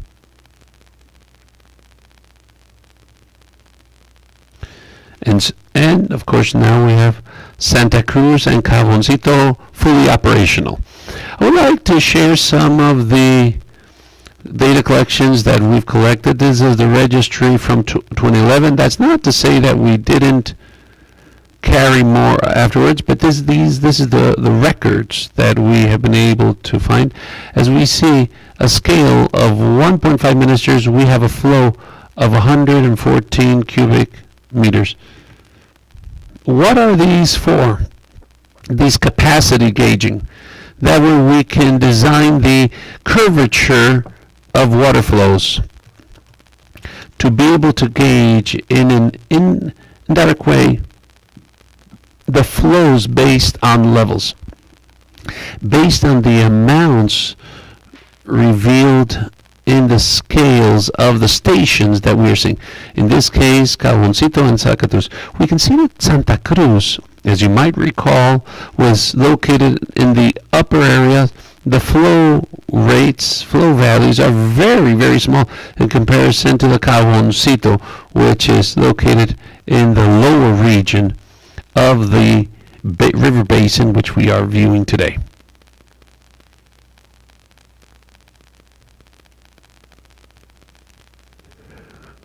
And here we can see, the historic records of the Santa Cruz station levels. And we can also see that there are peak amounts of 2 meters, around 2015 and 2018. And here we can also see that in 2020, Eta and Iota hurricanes had the highest levels of represented by the basin, yes? Represented by the flow, by the flow. So then everything is in lockstep. You see, we have a very high level of precipitation, and this normally represents high levels of water flow.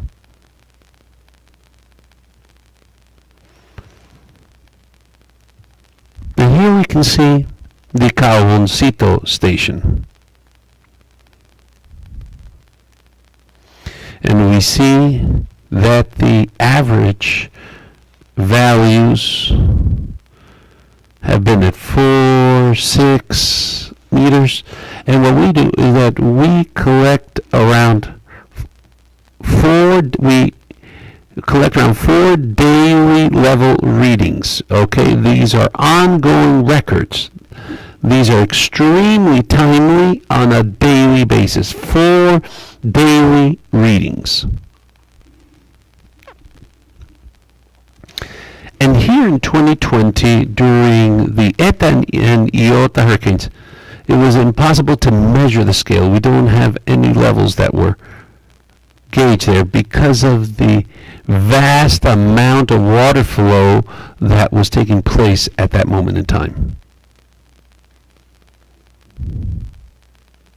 And so now we can see the superficial flows from 2011 to 2021 in millimeters. Yes, the runoff. We see that the highest peak took place in July with approximately 800 millimeters. And here you have the hydrological that starts in May and ends in April as well.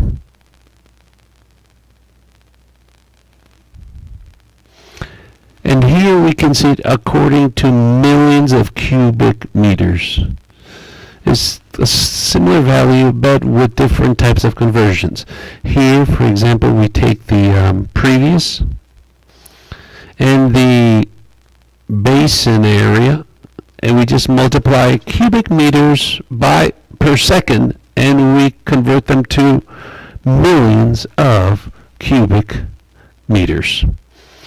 And just like the latter, it's very similar values. And the highest peak, one can note that was in July, reaching amounts from 1,600 to 1,800 millions of cubic meters. So just as I mentioned, this is a basin with much hydroelectric potential, much hydric potential, water potential.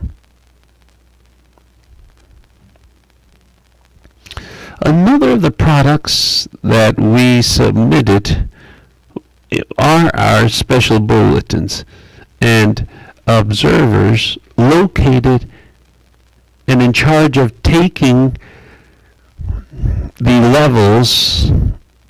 Whenever they take a level that's in that alert or danger level, then we issue special processes. This one over here we see is from the Santa Cruz station, and the alert level is at 0.78. And here we see the recommendations that are issued from CONRED to be able, in case of flooding or overflows in nearby areas, to take into account, many roads that can be affected in areas nearby near to water flows, and to avoid remaining in some of these growing rivers. Never cross them, and follow any indication on behalf of our authorities. We see that the alert level is of 1.40, and the level that was observed was 1.90 meters, and this is in the Cahaboncito station. Hence, I want to thank everyone for your attention. This would be my presentation for today. I hope that it might have helped, and all information concerning rainfall, water flows, and levels is all available for any individual free of cost. So we will be more than pleased to be able to provide these at any moment you desire for any type of analysis of your choice. Thank you so much for your attention. We really appreciate it. We want to thank this engineer for this wonderful presentation that was extremely helpful. And now we're going to proceed to the presentation of Mr. Vargas. Here we go.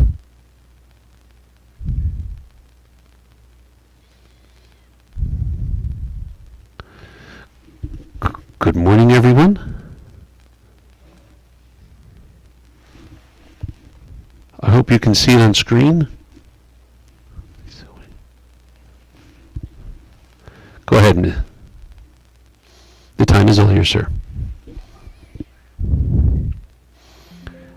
We're working in the part of geographical information for the reduction of disasters, and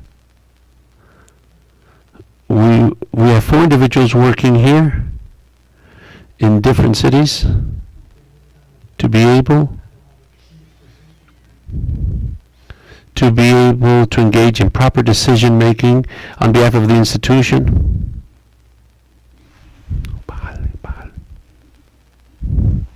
And in this case, in this geographical information system,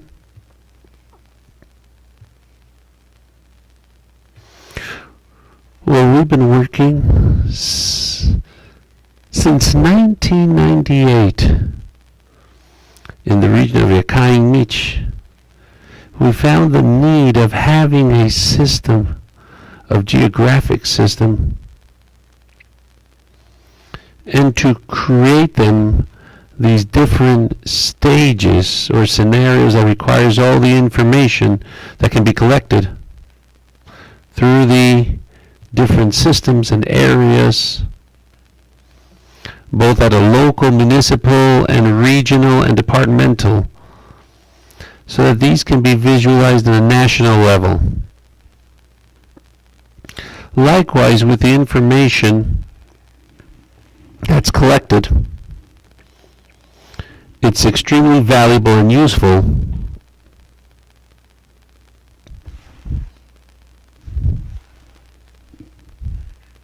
it's like scientific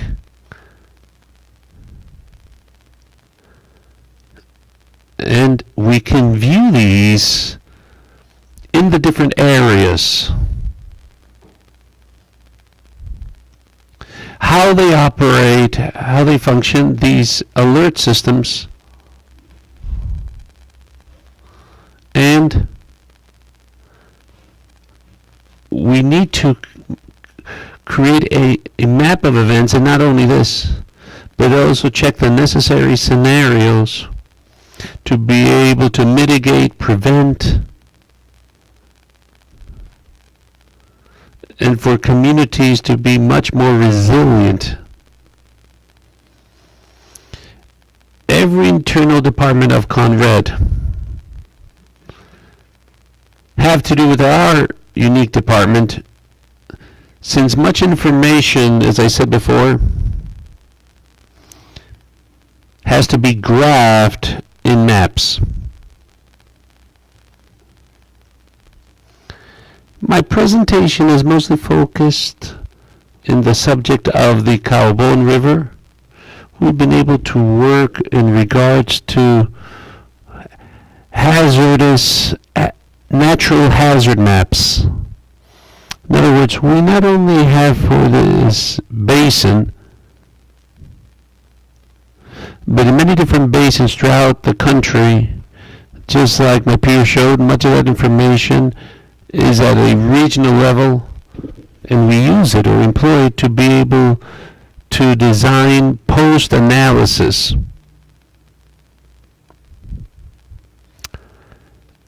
So then, to dive into the subject, I'm showing you here in this map that you see here the area of study, which is 3 main slopes, one that ends up in the Gulf of Mexico, one that ends up in the Pacific, and a third one is Marcarina, yes? Our study basin is located here in this region, which is the middle part or the mid-region of the Caribbean. And I show you these maps so that we can focus on the detail that I want to highlight, to be able to know the parameters that we employ here in the basin. And on this slide, we can see what are the different departments and regions that the basin covers, which is 3, and it starts from the Sierra of the Minas in Verapaz, Alta Verapaz, and it flows out into this region here. And these are the municipalities which are immersed within the basin. There are 14 municipalities, especially mainly in the department of Alta Verapaz.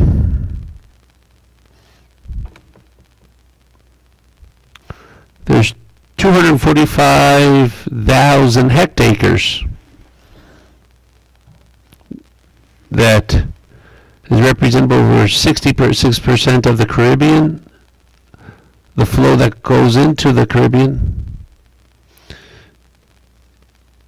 And just as they mentioned already by my peers, these are the averages that we manage, which is an average flow of 131 cubic centimeters per second, as well as the total complete availability, 4,222 million cubic meters. These parameters that we're seeing are the ones that are used as a basis for models that we're going to see up next. Here we can see a map of the subbasins and the main tributaries of the Cahabón River. Hence, the length of these main tributaries starts in the higher regions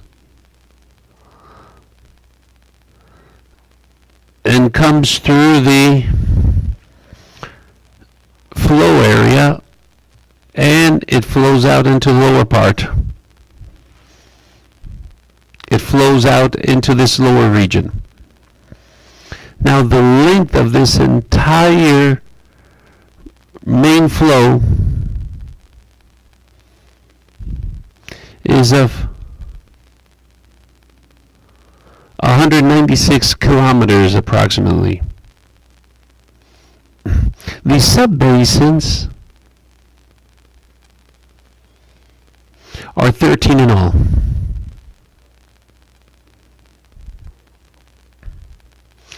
The idea of identifying this according to sector is because our flood warning systems, they need to be broken up. It requires them to be broken to carry out a better analysis.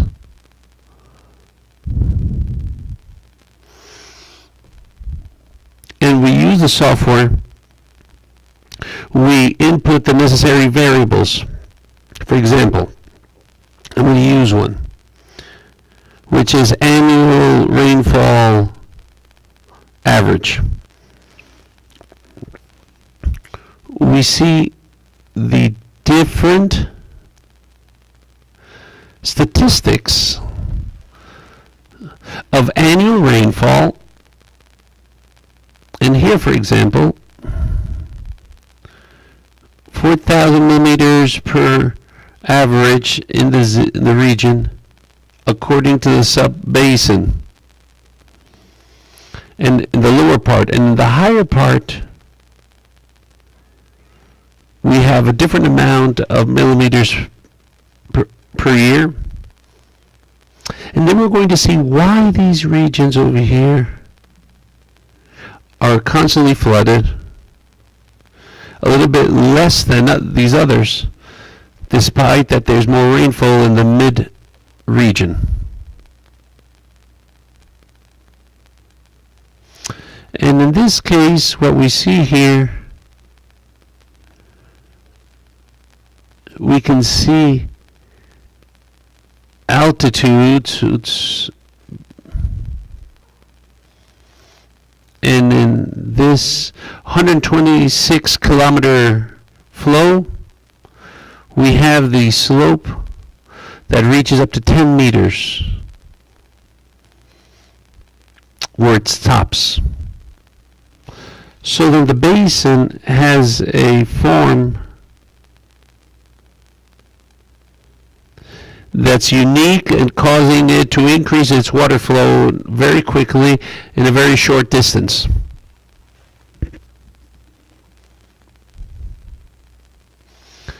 So I shared a little bit about those areas that we identify as part of our analysis required to be able to derive the maps that we're going to view up next. The methodology that we've employed so far to be able to handle the amount of hazards due to landslides, it's determined. The methodology of hazards or threats is recognized by Mora-Varson methodology. And we decided to employ this methodology, although the methodology doesn't require such extensive information. To be able to determine the different categories of hazards. Hence, we determined that they were friendly methodologies to be able to face the information that we have at the scale that we desire.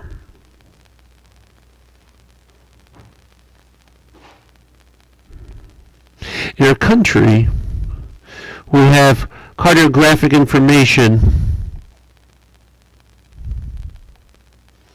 that's readily available at 50,000 feet.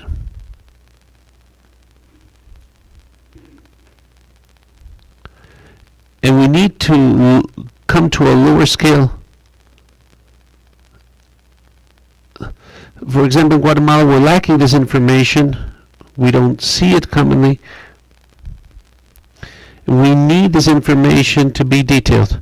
Hence, this methodology was chosen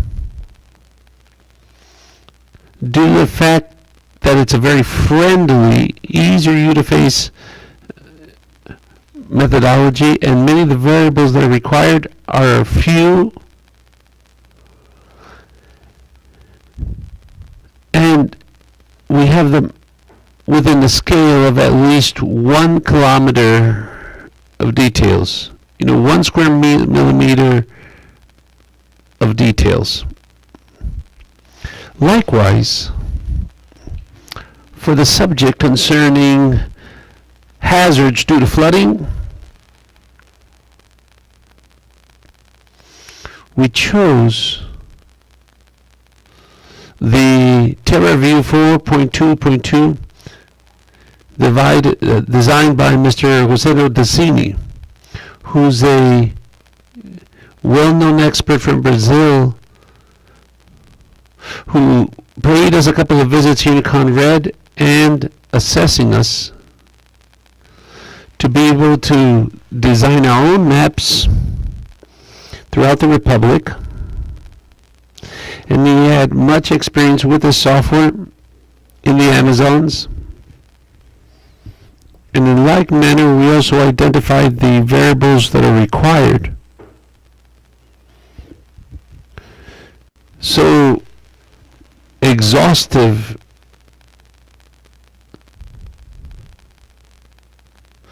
so that at least with this current information that's readily available, we've been able to design maps and steps. There are certain maps, but they are all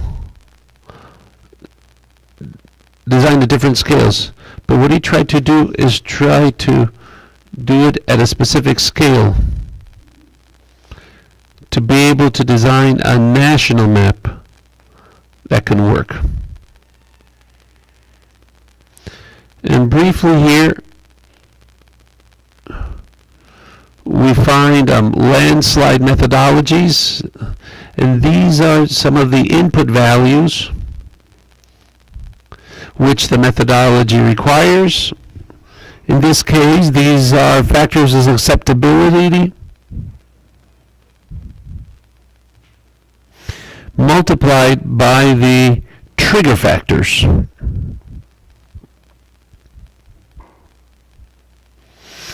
Hence,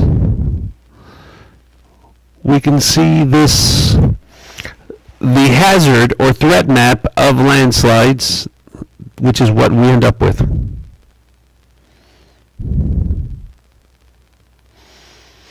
It's a 30-meter resolution model.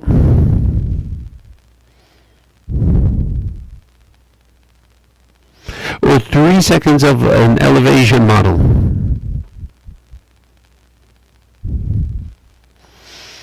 This is where we derived and got our slopes, which we got from mythology and theology. And then we took values that are taken from soil moisture based on the average precipitation that we've registered and the seismic threats that we have throughout the country. And there was a type of algebra applied to maps to different layers according to their properties. And that's how we were able to get this information in the scale that you view right here as a model that's continually growing. Now, when we talk about hazards because of flooding, the software had a Terra View plugin that we employed that quickly determined, based on depth, the the depth of the property,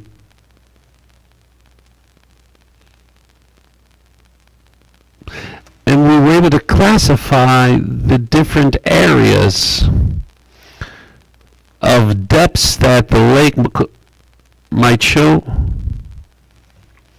and then we added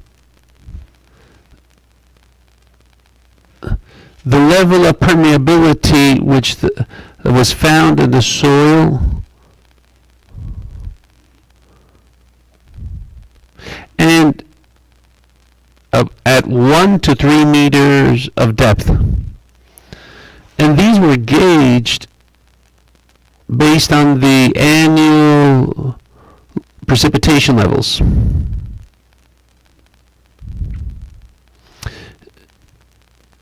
And these were the necessary weights to be able to gauge preliminary results. This country showed areas that could potentially be concentrated.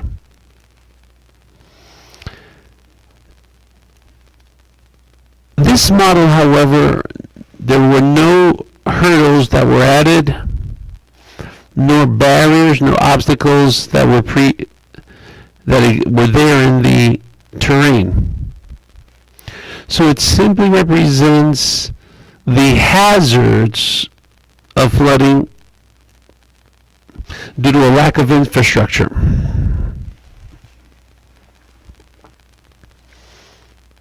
And so this is the results that we had from the Cahabón River Basin. And we can see that this part where the river Cahabón is originally birthed is an area with many different slopes, many gradients, and this is a part of the river basin where we find a lot of landslides. Now, in these parts, since it's the lower part of the river basin, we have very few events. They take a great level of reduction. And we're going to see another map where we see exactly what the level of landslides are. In this map, what we see is the threats due to floodings in the area. And it's very interesting to see that in the higher parts, in the area of Taktik, near the Verapaz area, in the urban tip of Coban, and near San Juan Chameco, this is where we normally find flooding. And something we've discovered is that the region has large amounts of precipitation that give way to this phenomena of cubic floodings.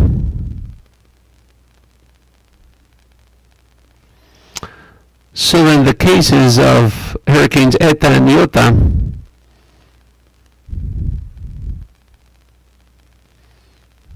we received up to 900 millimeters of rainfall, and it reflected this behavior.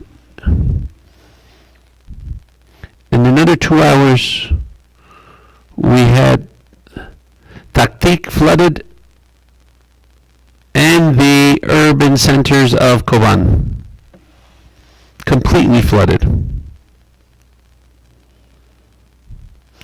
This region that you see over here, which is the lower part in the basin, it does suffer flooding, but it's just a very small portion within the basin. In this flooding region over here, This is the one that presents different bodies of water that are fed by the Torochic River, and it greatly contributes to a part for the basin to suffer flooding, overflows. Now we're going to see the historic records together with our database from Simisede from 2008 to 2022, which is approximately 20-year time span of information.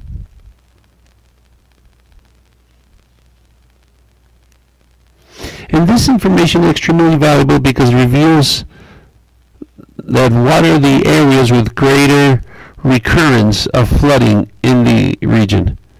In the region, in the basin, throughout this time, we had 360 floods, 224 mudslides, and we can notice this in the colors and others that we've had with strong winds, strong pressures, and other things that take place within the river basin area. Hence, as I was said before, in the high part has a very sudden, flooding, Verapaz also, and of course the urban center of Coban. The rest of the basin has suffered very little flooding, and in this region, no doubt, it's already leading towards further developments. And it leads directly towards the plains and other flooding areas. So then this is an area where the mountainous areas causes many landslides and mudslides. And there's no doubt that certain communities have been adversely affected, however, not so much as in the lower parts. And just to wrap up, I'm going to show you this additional map, which are fires, forest fires that have been recorded there in the area.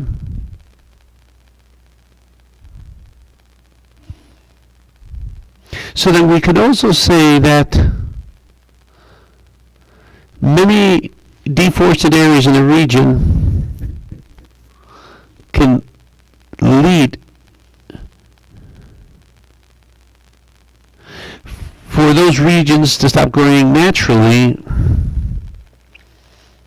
and so sudden floodings because the land can no longer capture the water flows. And there were different forest fires, especially in those lower regions, and that forest coverage started to diminish. It also greatly contributed to higher amounts of land and mudslides. All right then. This would be a very small analysis, a brief analysis of the current condition over there in the river basin. I hope that it contributes. And we want to thank Taiwan for their contributions in the region. And once you've determined in the monitoring and surveillance that will take place, the regions that are identified as greater risk, and we are willing and open to be able to receive support in this regard, just as you've always have. Thank you very much.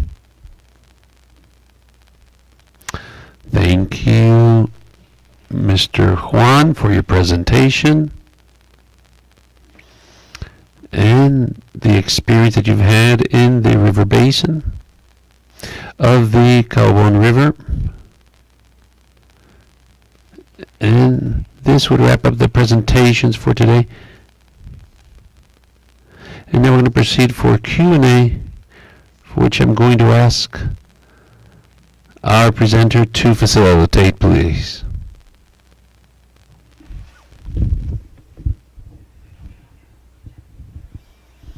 We have a question that came in for Dr. Howard. And the question is as follows. What would be the initial steps to implement artificial intelligence and thereby generate a simulation that's effective?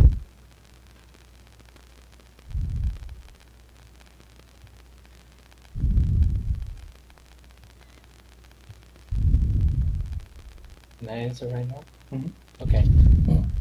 So the first step which Entonces, we will do is we're gonna install a so-called IoT system, which including the sensor to measure the water level, the river velocity, and the river discharge. And we're gonna using those data to do the calibration and verification for our model. And those sensors will including the ultrasonic sensor. The ultrasonic sensor can help us to measure the water level. Then we will also use the camera. The camera can help us to measure the river floating. And those floating, we will obtain the information from our image to estimate the velocity and bathymetry underwater, and we're gonna use those information to calculate the river discharge. So I think the first step is we're gonna install some IoT system. Okay, but to find the best location to install those systems, we have to find the control point in the Cahabón watershed. And usually those control points will nearby a bridge or some dam or some levee. So I think I have to be there and to see where is the proper location to set up those IoT systems. Once we have those IoT systems, then we can have a time series data on all the hydrological information. So with those hydrological information, then we will using the machine learning method to do the prediction.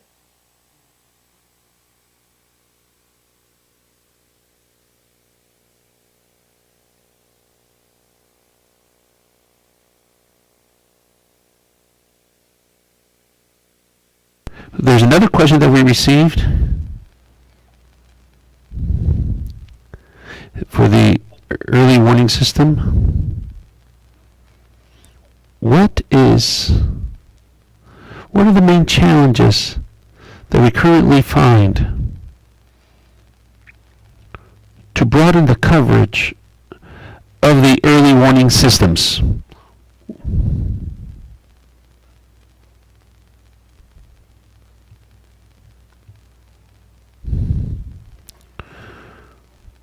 Well, to be able to respond, the early warning system the main ingredients to be able to broaden the level of coverage is definitely in the technological part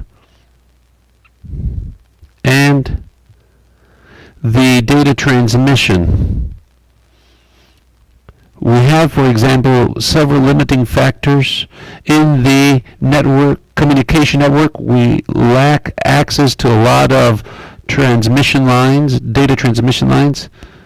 We aren't able to receive information in real time to make timely decisions. The networks aren't complete. We're currently in the design implementation phase of communication networks. So we lack the capabilities to transmit data. The broadband greatly hinders us to transmit data. And video transmission broadcasting also. Hence, the method that we use right now for the University of Galilee, this is one of our first steps that we need to improve with the Galileo University. And we're using radio communications in the meanwhile until we improve them. Thank you very much, sir, for your question. And this is for Ms. Giselle Lee. The question is,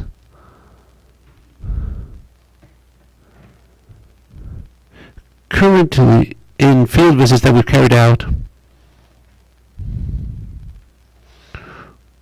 what do you believe is the greatest difficulty in the monitoring system in the basin area?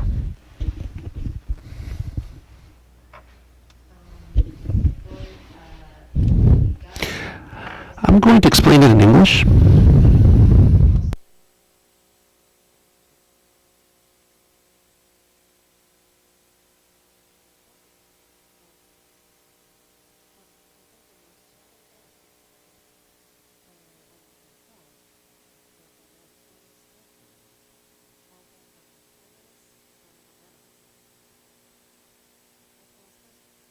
Monitor Porque station usually estas installed estaciones de in monitoreo normalmente son instaladas the riverbank or the en, bridge.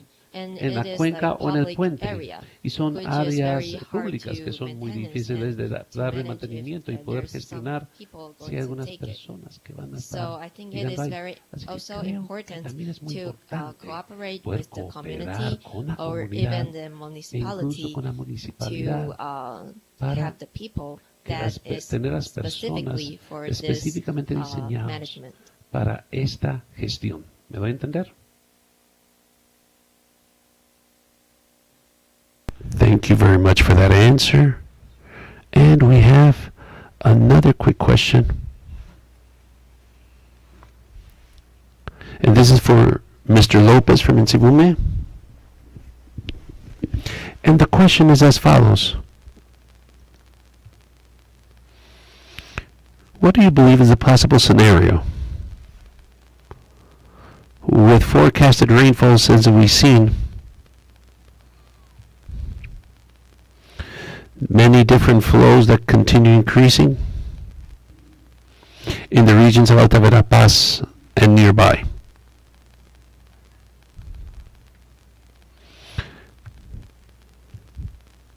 That's a really good question. Honestly, the forecast is something inexact because at the end, we could take and adopt certain models and whatnot, but to truly, to forecast a rainfall, what we do is that we take and we provide products every 3 months.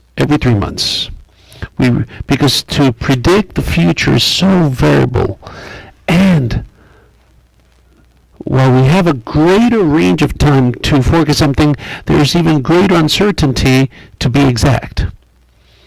And so then my recommendation would be, in the end, we base ourselves historically in the record records, and based on what has transpired and happened before, we believe that it's a very similar trend. So then, advised to be able to forecast how much rainfall we're going to receive is based on certain averages, in the median that we present. This is like a great starting point, and the others to be attentive, to see all of our networks where we provide trends, and we're going to have forecasts for January, February, and March.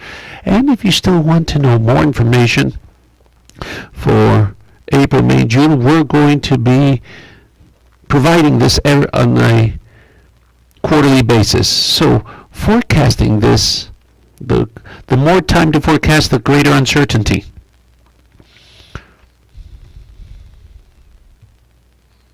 Thank you very much for that response. And now I'm going to hand the mic for our panelists. If you would like to ask anyone anything, or if you'd like to share any remark based on the presentations that you heard.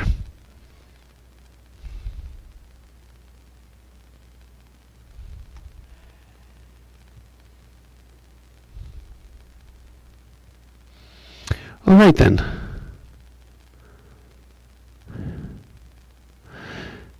Without any further inquiries, I would like Dr. Howard to please give us a final conclusion. Okay. Thank you. I think when I saw all your presentation, it seems like you have already have the plan for the future flood mitigation and landslide mitigation strategy. And I also saw you have already installed some useful station, like Javier. We showed in a lot of places you have already installed the hydrological station to measure the discharge in the water level. So I think those information can be applied or can be the useful data help us to do calibrate our model. And however, for the landslide monitoring, I think one of the things which is missing there is we might consider using the isotope technique to large-scale monitoring the landslide. Because right now in Taiwan, we're using this kind of technique to do the landslide prediction. So if next time, if I have time, then I will show you another presentation which we have done in Taiwan and using the kind of the new technology to monitor landslide and then do the prediction on the landslide. One more thing I want to add is about the AI system we plan to install in your country. I want to show the PPT here. Let me see. And if how do I do that?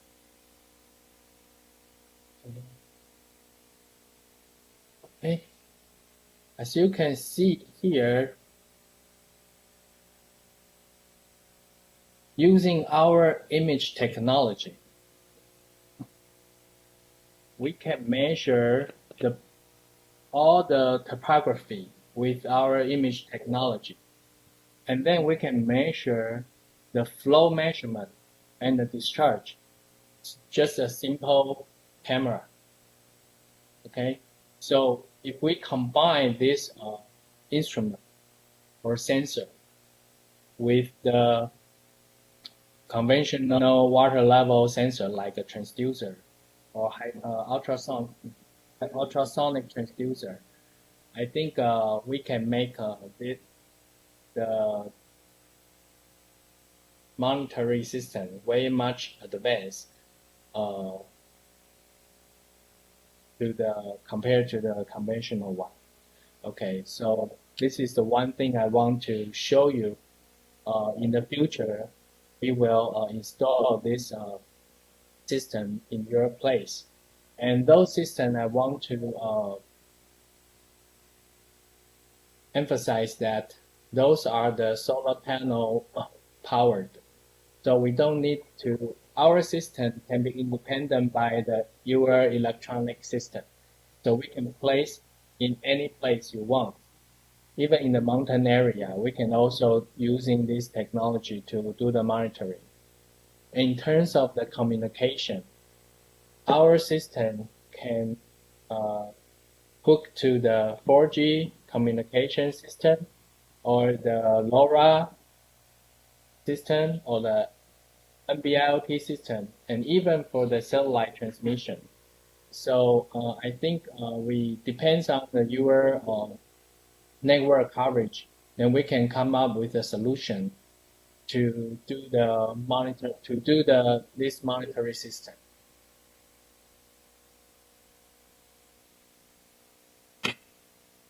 Okay, so one more thing I want to mention is I think you already have a very nice excavation plan. I think we should we should discuss more, because if we have some numerical simulation and have some scenario prediction, then we can including or using your strategy plan to give the SOP excavation plan. So I think I learned a lot today, and actually, based on my on my search online, I saw the CONRED has already done a lot of job, and those jobs I would say is very good compared to the other country I learned. So I think the CONRED has done a lot of very nice work. So I'm looking forward to collaborate with you in the future.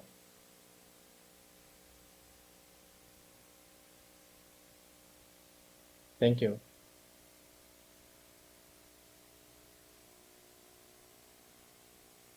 Thank you for your conclusions, and we open the mic for any further remarks to close the event. Go ahead.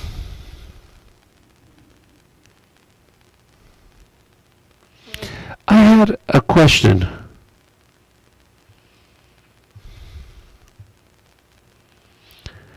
I wanted to know if within the project they had taken into account the basin. If we're going to generate a model of elevation, a precision elevation model in the region,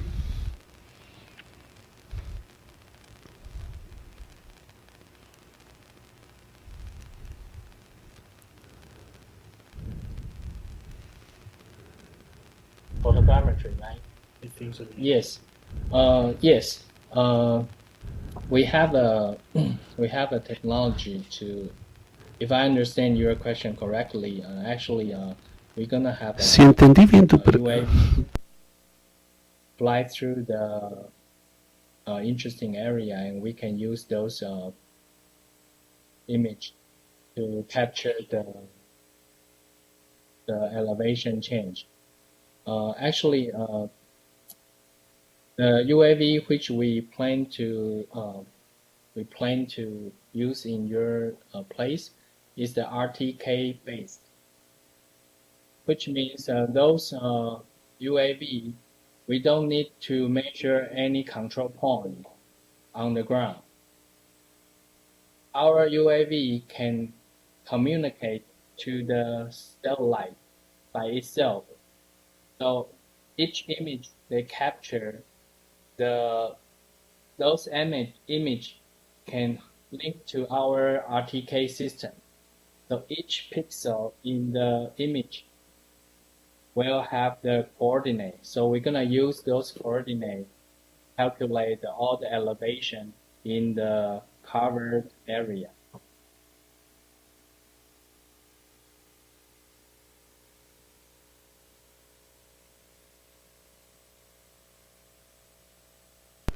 Thank you, Doctor, for that response.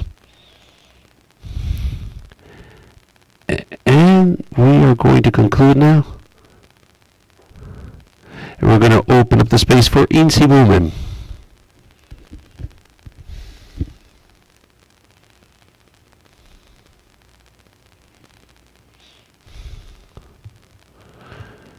Well, honestly, these seminars, these training sessions, these presentations that are carried out are extremely valuable in nature, to say the least. And it's good to be able to share on social media, you know, so that more people can know all the work that's being carried out by each and every one of our institutions, by CONRED, by our CONRED and ICIVUME institutions, as well as the wonderful mission of Taiwan. So and I believe that the dissemination of these seminars, it plays a vital role. And we are completely open and willing, if you would desire to hold these in another basin, we're willing to be able to support with all information required. And it's a pleasure to have been a part of this wonderful conference and in this exchange. I really want to thank the wonderful space that was provided, and I hope that it might have served and might have contributed in something. And any questions, doubts, or suggestions, please, we are completely open for your communication. Thank you very much, Mr. Lopez. And to close the event, some final closing words. Go ahead.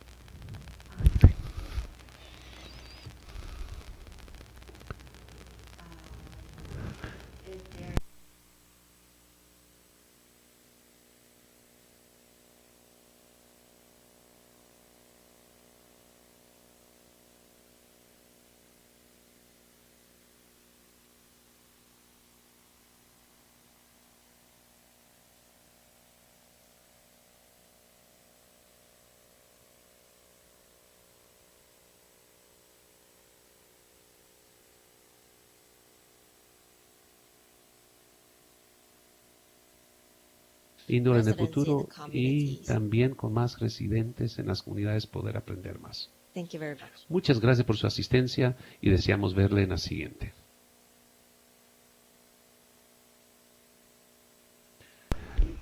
Therefore, we have concluded this meeting and we want to thank everyone for your participation and involvement. Thank you.